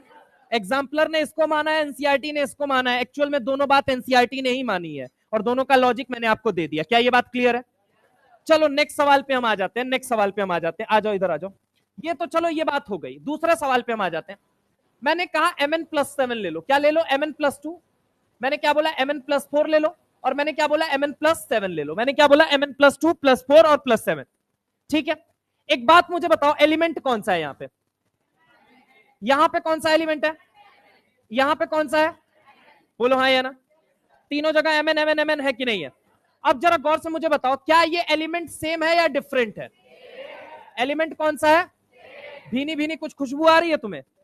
Different ion of same element. याद आया या नहीं आया? चलो दूसरे के बाद तीसरे नंबर सवाल पे आ जाओ। मैंने कहा Pb+2 ले लो, और मैंने क्या बोला? Pb+4 ले लो। क्या एलिमेंट सेम है या अलग अलग है? क्या डिफरेंट डिफरेंट आयन है या नहीं है? Different ion of same element कह दोगे या नहीं? चलो दूसरे के बाद तीसरा सवाल, तीसरे के बाद चौथा सवाल आ जाते हैं। चौथे सवाल में मैंने कहा Sn+2 ले लो और Sn+4 ले लो, एलिमेंट सेम है या अलग है? लेकिन आयन सेम है या अलग है? पक्की बात है। चलो पांचवा सवाल ले लो, एग्जाम्पलर का सवाल अगेन आ जाता है, I+, I0 और I-। ठीक है, पक्की बात है। एक बात मुझे बताओ, एलिमेंट यहां कौन सा है? यहां पे, यहां पे एलिमेंट सेम या डिफरेंट? लेकिन आयन क्या है? बोलो हाँ या ना। यहां तक की बात कितने लोगों को क्लियर है? क्लियर है। तो हमने बोला क्या है तुमसे, Z effective is directly proportional to क्या होता है? Inversely proportional to. अरे हाँ ना बोलो भाई। और ये कहां लगाना है? दो केस में कहां लगाना है, बोल बेटा। पहला कहां लगाना है? पहला कहां लगाना है? Iso electronic species. कहां लगाना है? Iso electronic species. और दूसरा कहां लगाना है, बोल जाओ। Different ion of, different ion of element कौन सा है, बोल जल्दी इस केस में। और आयंस क्या है, बोल सबके सबके अलग अलग, हाँ या ना। तो हमें पता है Z इफेक्टिव इज डायरेक्टली क्या होता है? इनवर्सली। Z इफेक्टिव जितना बढ़ता है साइज उतना, क्या मैं Z इफेक्टिव को इनवर्स रिलेशन में लिख सकता हूं साइज के साथ? मतलब Z इफेक्टिव बढ़ेगा तो साइज क्या करेगा, हाँ या ना। Z इफेक्टिव किसके साथ बढ़ता है? घटता किसके साथ है? इन सब में बताओ सबसे छोटी साइज किसकी हुई? I positive. देन किसकी हुई? देन किसकी हुई? Sn+2 Sn+4 में Sn प्लस साइज किसकी छोटी हुई? किसकी बड़ी हुई? Sn+2 की बड़ी हुई। Pb+2 और Pb+4 में, अच्छा Mn+2 +4 +7, इसको पता है कैसे देता है? MnO दे देगा। क्या दे देगा? MnO। और इसको क्या दे देगा? MnO2। क्या दे देगा? MnO2। और इसको लिख देगा KMnO4। क्या लिख देगा? तो भी वहां पे Mn का चार्ज कितना होता है? +7। ठीक है, ये मान के चलना है अभी आपको, आगे चल के मैं क्लियर कर दूंगा कैसे वो +7 आया। आगे अगर मैं तुमसे बात करता हूं I+ I और I- में सबसे बड़ी साइज, देन छठा सवाल मैंने तुझसे बोला N-3 N-2 N-, बता साइज सबसे बड़ी। देन ठीक है, चलो उसके बाद से मैंने कहा H ले लिया, H+ ले लिया, H ले लिया, H- ले लिया, साइज किसकी बड़ी? देन क्या ये बात समझ में आई या नहीं? यहां तक की बात में किसको समस्या है, पहले ये बताओ। यहां तक की बात में कितने लोगों को समस्या है? यहां तक की बात में पहली बात समझ में आई। Different ion of same element का मतलब क्या है? अब आ जाओ दूसरे में आ जाते हैं 8वें नंबर पॉइंट पे। मैंने मान लो क्या ले लिया, n-3 भी छोड़ो, एक सवाल लिखो रफ कॉपी पे पहले, जो इसी के बाद लिखना है, स्टेटमेंट वाला सवाल। इसी के बाद लिखना है तुम्हें, स्टेटमेंट वाला सवाल। स्टेटमेंट वाला सवाल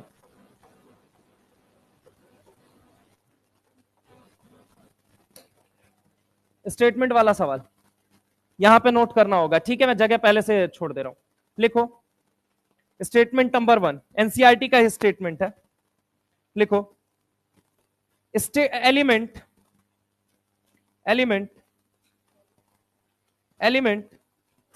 which have same number of electron,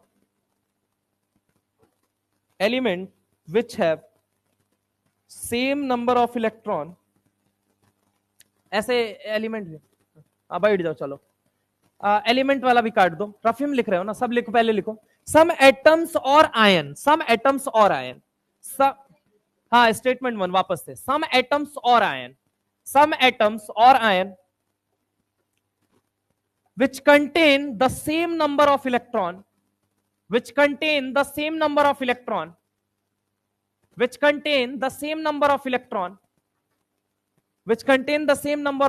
are called isoelectronic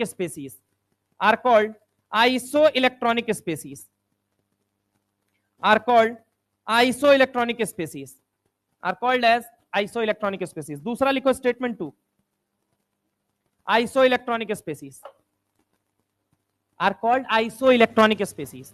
दूसरा स्टेटमेंट लिखेंगे isoelectronic species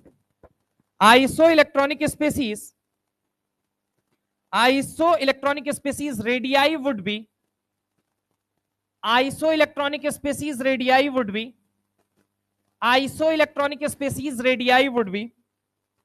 different because of different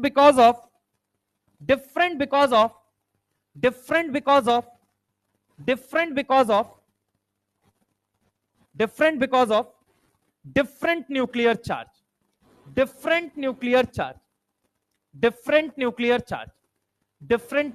charge। एक एक लाइन को अपन समझेंगे, यहां पे लिख लिया सबने पहले, मैं सवाल कराऊं, सवाल सुनिए। मैंने क्या ले लिया, मान लीजिए Na+ ले लिया, मैंने क्या ले लिया Na+, और मैंने क्या ले लिया नियॉन, और मैंने क्या ले लिया F-। एक एटम का क्या बोला मैंने, क्या बोला, सारे बोलो, जितना एटॉमिक नंबर होता है उतने ही नंबर ऑफ इलेक्ट्रॉन होते हैं और उतने ही नंबर ऑफ प्रोटॉन होते हैं। अगर ये दोनों बराबर हुए तो इलेक्ट्रिकली क्या होगा, पक्की बात है। यानी कि अगर मैं तुमसे बोलूं कि प्रोटॉन, एक बात बताओ, फ्लोरीन के अंदर प्रोटॉन कितने हैं, आंसर क्या होगा? एक एटम का, बोलो, एक एटम का जितना एटॉमिक नंबर उतना ही नंबर ऑफ इलेक्ट्रॉन, उतना ही नंबर ऑफ प्रोटॉन। तो अगर मैं तुमसे बात करूं फ्लोरीन का एटॉमिक नंबर कितना है, ये मुझे बताओ, तो प्रोटॉन कितना होगा? नियॉन में कितना होगा, बोलो जल्दी। अच्छा एक काम करो, सोडियम में बताओ, अगर मान लो यहां Mg+2 ले लेता तब बोलो, एटॉमिक नंबर 12 होता है। अगर मान लो अल्युमिनियम+3 ले लेता है, यहां पे एटॉमिक नंबर 3, प्रोटॉन का नंबर। अच्छा एक काम करो, यहां पे मैंने क्या ले लिया, O-2 ले लिया, एटॉमिक नंबर कितना होगा, 8। तो एक बात तो प्रोटॉन का नंबर, ठीक है। ओए सफेद कपड़ा बाहर फेंक दूंगा, इधर देख ले, लिखे जा रहा है, नोट्स बनाने आया है। यहां पे क्या हो गया, N-3, एटॉमिक नंबर कितना होता है, प्रोटॉन का नंबर बोल कितना हो गया। लेकिन जिसके सर पे जितना नेगेटिव है उतना इलेक्ट्रॉन ऐड कर दो। जैसे इसके सर पे कितना नेगेटिव है, 3 नेगेटिव का मतलब क्या, पहले इलेक्ट्रॉन और प्रोटॉन बराबर था या नहीं था, पहले 7 इलेक्ट्रॉन थे और 7, फिर इसको सुरूर चढ़ा क्या करने का, इलेक्ट्रॉन खाने का। एक गो इलेक्ट्रॉन खाया, सर पे कितना नेगेटिव, 2 गो खाया, 3 गो खाया, पहले से कितना था, अब कितना हो गया, कितना इलेक्ट्रॉन है, कितना है बोलो जल्दी, 8 2 9 1, बोल। अरे पहले अगर जितना इलेक्ट्रॉन खाया था उतना नेगेटिव आ रहा था, तो जितना इलेक्ट्रॉन छोड़ेगा उतना पॉजिटिव आएगा। अरे बोलो भाई, यहाँ पे क्या, एक पॉजिटिव मतलब कितना इलेक्ट्रॉन घटा दो, यहाँ कितने पॉजिटिव, कितने इलेक्ट्रॉन घटाओ, कितने इलेक्ट्रॉन आएंगे, आगे बोल, 10 10 10 10 बस, हाँ या ना। क्या एक समान इलेक्ट्रॉन दिख रहा है या नहीं दिख रहा है? आइसो इलेक्ट्रॉनिक बोल सकता हूं या नहीं बोल सकता हूं?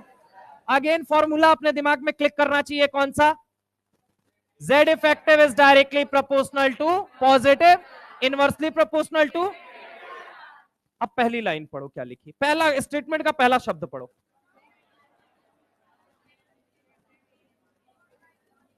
पहला शब्द बस पढ़ो, क्या लिखा है मैंने? सम एटम्स और आयन। क्या बोला? सम एटम्स और आयन।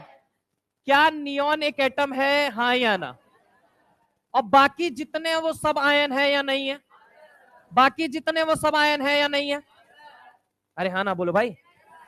फिर लाइन पढ़ो, क्या लिखा हुआ है? मतलब बकरा मंडी नहीं बनाना है यहाँ पे, ठीक है?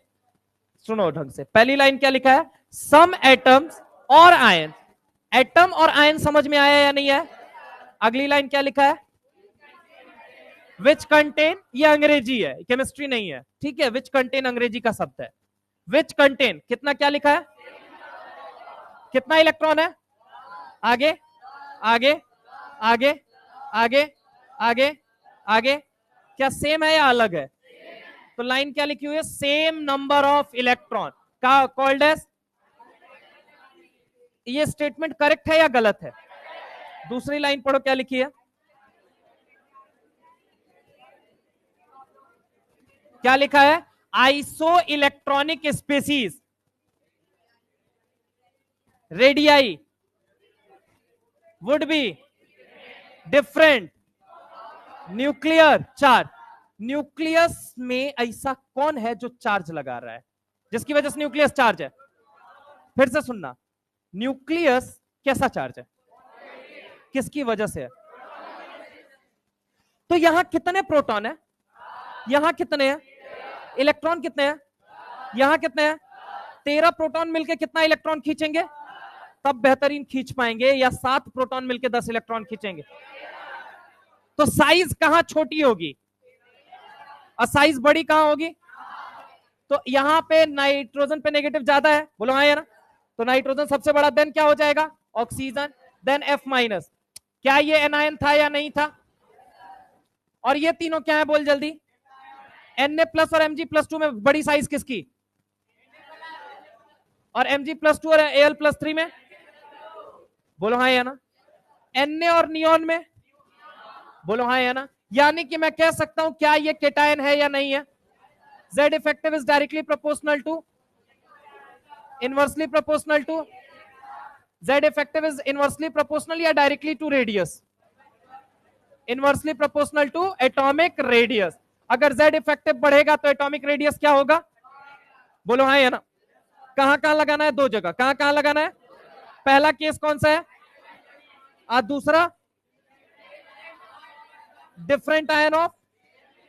अगर मैं तुमसे बोलूं कि Z effective is directly proportional to positive charge, मतलब इनमें Z इफेक्ट ज्यादा होगा या नहीं होगा?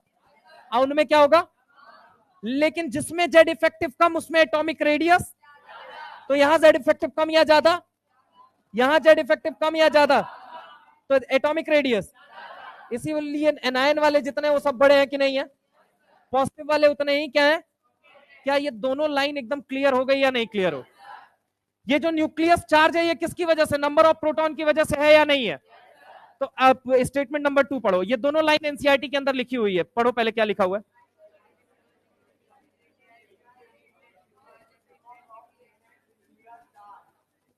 न्यूक्लियर चार्ज, बात समझ में आई या नहीं है? दूसरा केस क्या पूछ सकता है इसमें? 2 ही सवाल बनते हैं इस पे, देखो भाई 2 ही सवाल बनते हैं भाई। पहला सवाल सेकंड पीरियड का, दूसरा थर्ड पीरियड का। तू कहां खोया हुआ है? 4 बार सो चुका आज क्लास में। क्या किया था कल? सोया था या नहीं सोया था? रात भर सोया था? सर दर्द कर रहा है। चलो ऐसी अवस्था में मैं आप लोगों को एक सलाह दूंगा कि रिकॉर्डिंग प्रेफर कर लिया करिए, घर पे चले जाया करिए, क्योंकि अगर आप किसी चीज को रजिस्ट करके अगर करना चाहते हैं, देखो ऐसा नहीं है, जरूरी नहीं कि आप क्लास में ही बैठे रहे। प्रॉब्लम इज दिस कि अगर आपके साथ प्रॉब्लम है, you can go to your home.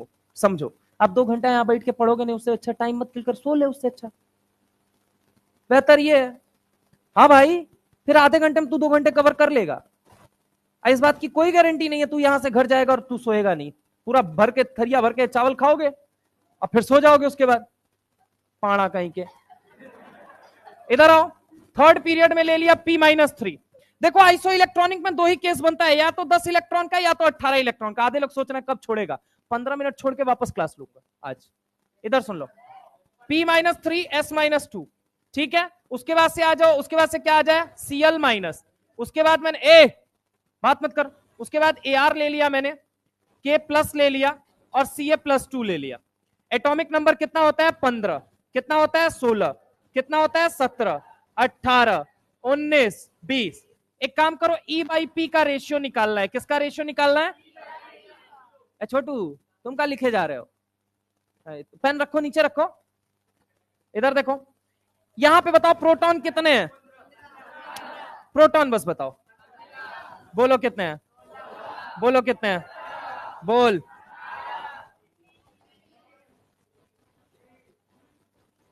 और 21 कहां से दिख रहा है, दिन में ही रतौंधी होने लगी। 15 इलेक्ट्रॉन पहले से थे, 3 में नेगेटिव का मतलब, तो इलेक्ट्रॉन कितने हो गए, 16 2 17 1,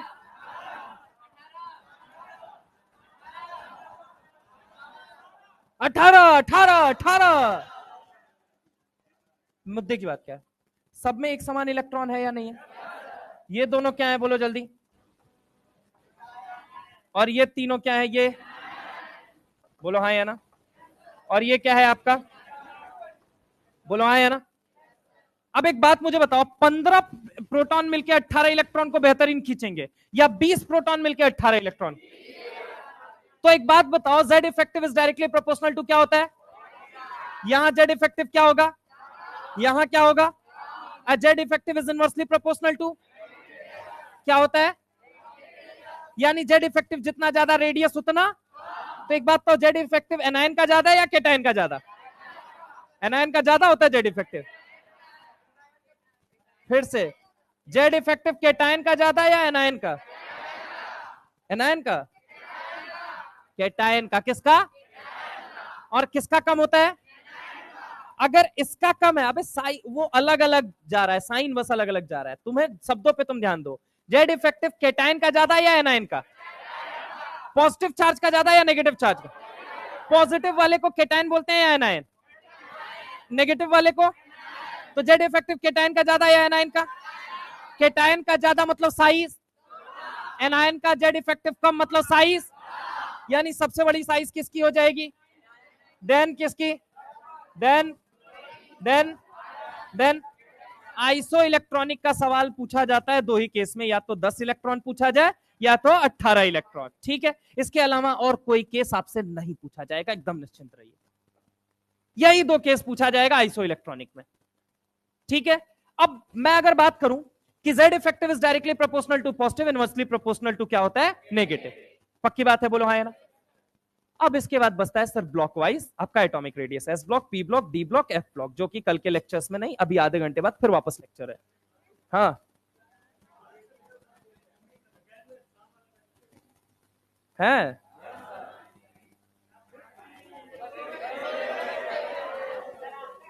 अगर हम आ गए अपने पे ना तो हम क्लास तो ले ही लेंगे, क्योंकि ऊपर वाला रूम अभी अवेलेबल करवा दूंगा मैं।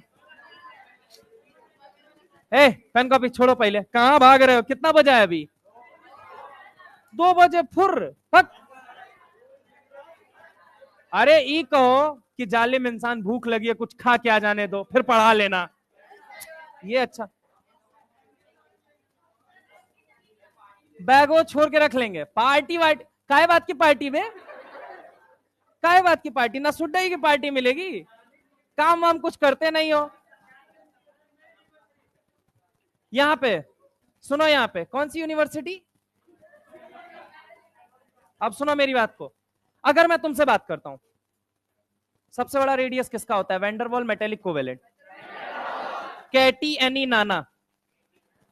अरे कैटी मतलब केटायन, एनी मतलब है ना एन, और एक होता है नाना। अब जैसे देखो कटरीना कैफ को अगर रिसोर्स ना मिला होता तो इतनी बड़ी बन पाती वो। आज देखो क्वीन बन के घूम रही है नहीं। कटरीना कैफ को सलमान खान से कहां जोड़ दिया भाई।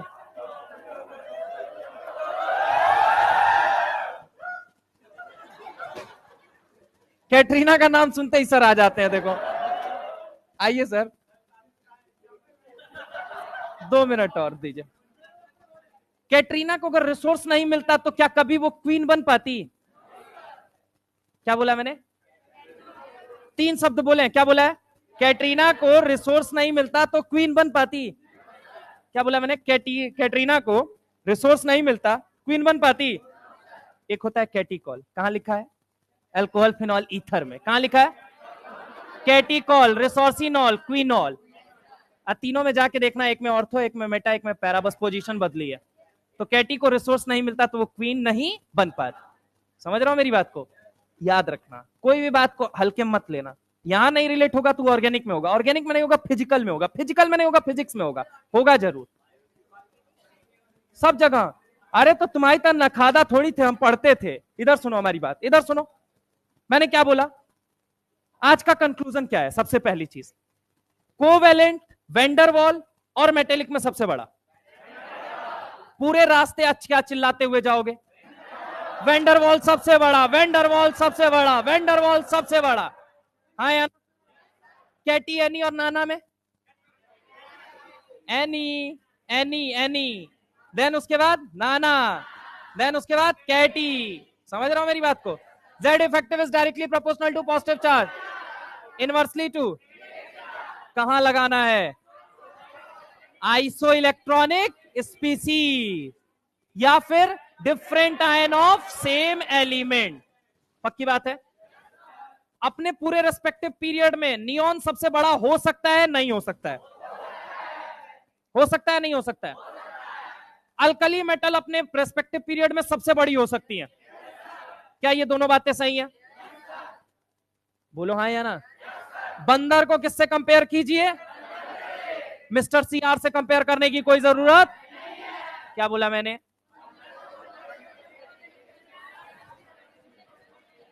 Atomic radii of noble gases should not तो नहीं लिखा उन्होंने, पहले उन्होंने लिखा शुड कंपेयर्ड नॉट विथ, ये उन्होंने लिखा एग्जैक्ट। ठीक है? क्या इस लाइन को हमेशा अपने दिल से चिपका के रखोगे और रोज रात को एक ही नारा बोलोगे? क्या बोलोगे? बंदर को बंदर से कंपेयर करिए, मिस्टर सीआर से कंपेयर करने की कोई जरूरत।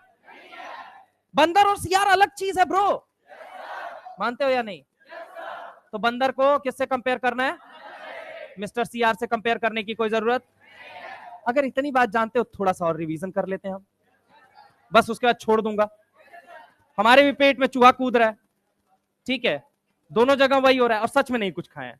मतलब हाथ में मां सरस्वती है मेरे, जो कि मेरे लिए सबसे ज्यादा प्रिय है, ठीक है, और सच में एक दाना नहीं अंदर अन्न का कहा जाता है। तो देखो दोनों को भूख लगी है, ठीक है, दोनों को भूख लगी है, लेकिन भूख मिटाएंगे कैसे? जब सुकून मिलेगा थोड़ा सा कि हाँ हमने जो पढ़ा हमको सब आता है। सर पीरियोडिक टेबल का फॉर्मूला कहां शुरू होता है? एंड कहां पे? बीच में, देन एन माइनस। पक्की बात है? 3D में कुछ एग्जिस्ट नहीं करते, कुछ 4D में, कुछ 5D में, कुछ 6D में, कुछ 4F में या कुछ 5F में। ये पूरा शॉर्ट के फॉर्म में यूट्यूब संकल्प नीट पे भी डालने जा रहा हूं, ठीक है? पूरा सब कुछ जितना क्लास में वो जो रिवीजन वाला फैक्टर है ना, वो एक एक शॉर्ट के रूप में बना के डाल दूंगा, ठीक है? चैप्टर नहीं, वो आज ही से, जैसे आज अभी आ जाएगा कॉन्फ़िगरेशन वाला, कौन कौन एग्जिस्ट नहीं करता है, एनसीईआरटी पेज नंबर कहां कैसे लिखा है, सब डिटेल उसमें है, 1 मिनट के शॉर्ट में, ठीक है? पक्की बात है? हाँ, यूट्यूब पे उधर भी कुछ बच्चा इंतजार कर रहा है, अब कुछ अब मेन बात तो ये है कि उधर भी तो जाना ही है ना, धीरे धीरे अब आ ही रहा है टाइम, ऑनलाइन तो रहना ही पड़ेगा, क्योंकि अब इसके बाद बैचेस में जाना है, उधर भी तुम्हारा खत्म करके उधर ही भागेंगे ना। तो मेन अभी आने वाला है एक नीट का, अभी देखते हैं, अभी बहुत है यार, नीट भी उद्देश्य ही है, अभी उद्देश्य में। हाँ अच्छा ठीक है, सुनो सुनो सुनो, मेन बात क्या है, तो हमारी बात तो मानो। 3D में क्या एग्जिस्ट नहीं करता? D4 D9। 4D में क्या एग्जिस्ट नहीं करता? D3 D6 D9। पक्की बात है? 5D में क्या एग्जिस्ट नहीं करता? D8। 6D में क्या एग्जिस्ट नहीं करता? D9। कहां लिखा हुआ है sir? NCERT page number 216, class 12, chapter का नाम है डीएनए ब्लॉक, ठीक है, जाके चेक कर लेना, वहां लिखा होगा। आगे आ जाते हैं। 4f 5f, lanthanoid actinoid. क्या होता है? एक लेंथेनॉइड एक लेंथेनॉइड। कहां से? अच्छा एक बात तो क्या एग्जिस्ट नहीं करता? F0 F2 F8, 0 28 0 28। और F1 F5 F8 कहां एग्जिस्ट नहीं करता है?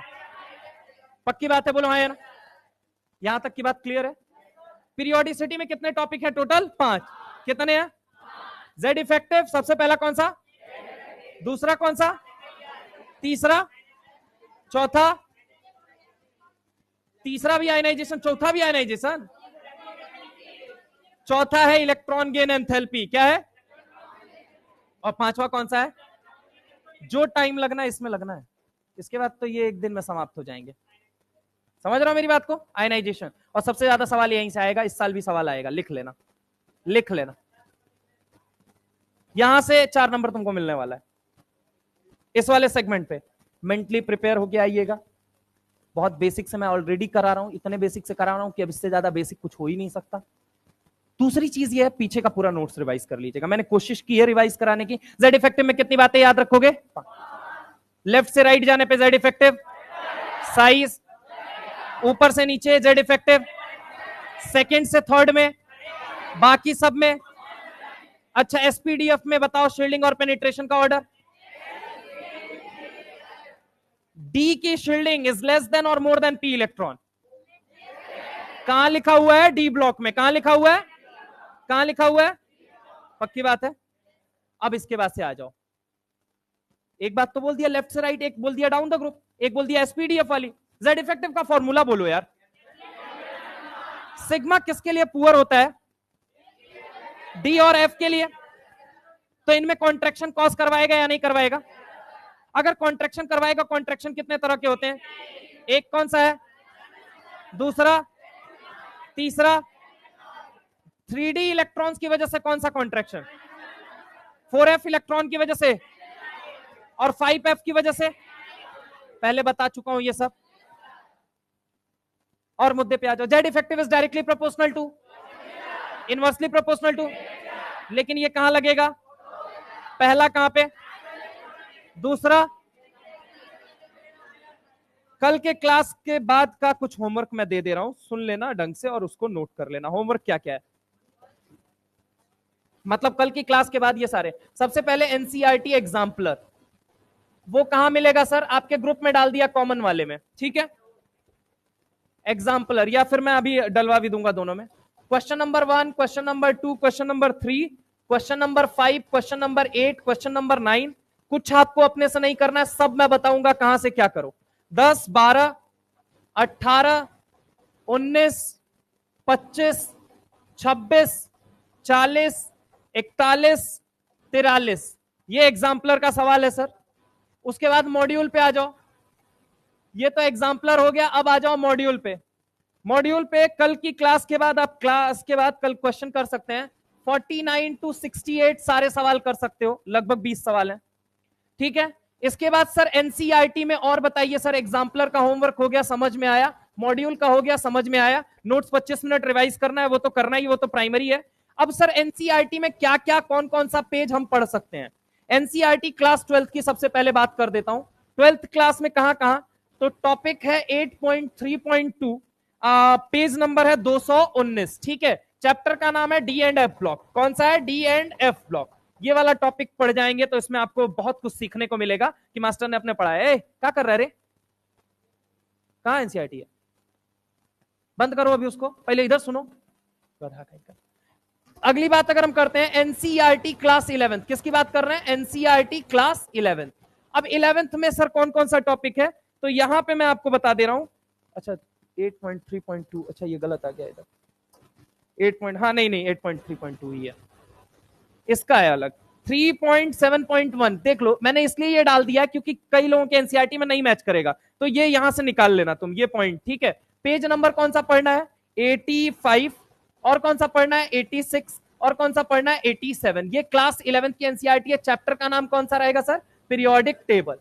सर ये जो एग्जाम्पलर आप करवा रहे हैं, ये 11th का या 12th का? नहीं, एग्जाम्पलर 11th का ही करवा रहा हूं। जब 12th की बारी आएगी तो चैप्टर के साथ चलेंगे, बहुत ज्यादा हौस पौस नहीं मचाएंगे, ठीक है। अब मैं तुमको बता दे रहा हूं, ये इतने सारे तुम्हारे होमवर्क हैं। मॉड्यूल में से ये करना है, एनसीईआरटी क्लास 12th में से ये, एनसीईआरटी क्लास 11th में से ये, और एनसीईआरटी एग्जाम्पलर क्लास 11th में से ये करना है। ये आपका कल के लेक्चर के बाद वाला सारा होमवर्क रहेगा, जो नेक्स्ट क्लास जब भी आएगी, हो सकता है वो सैटरडे को ही आ जाए, एक्स्ट्रा क्लास में लगा लूं, ठीक है।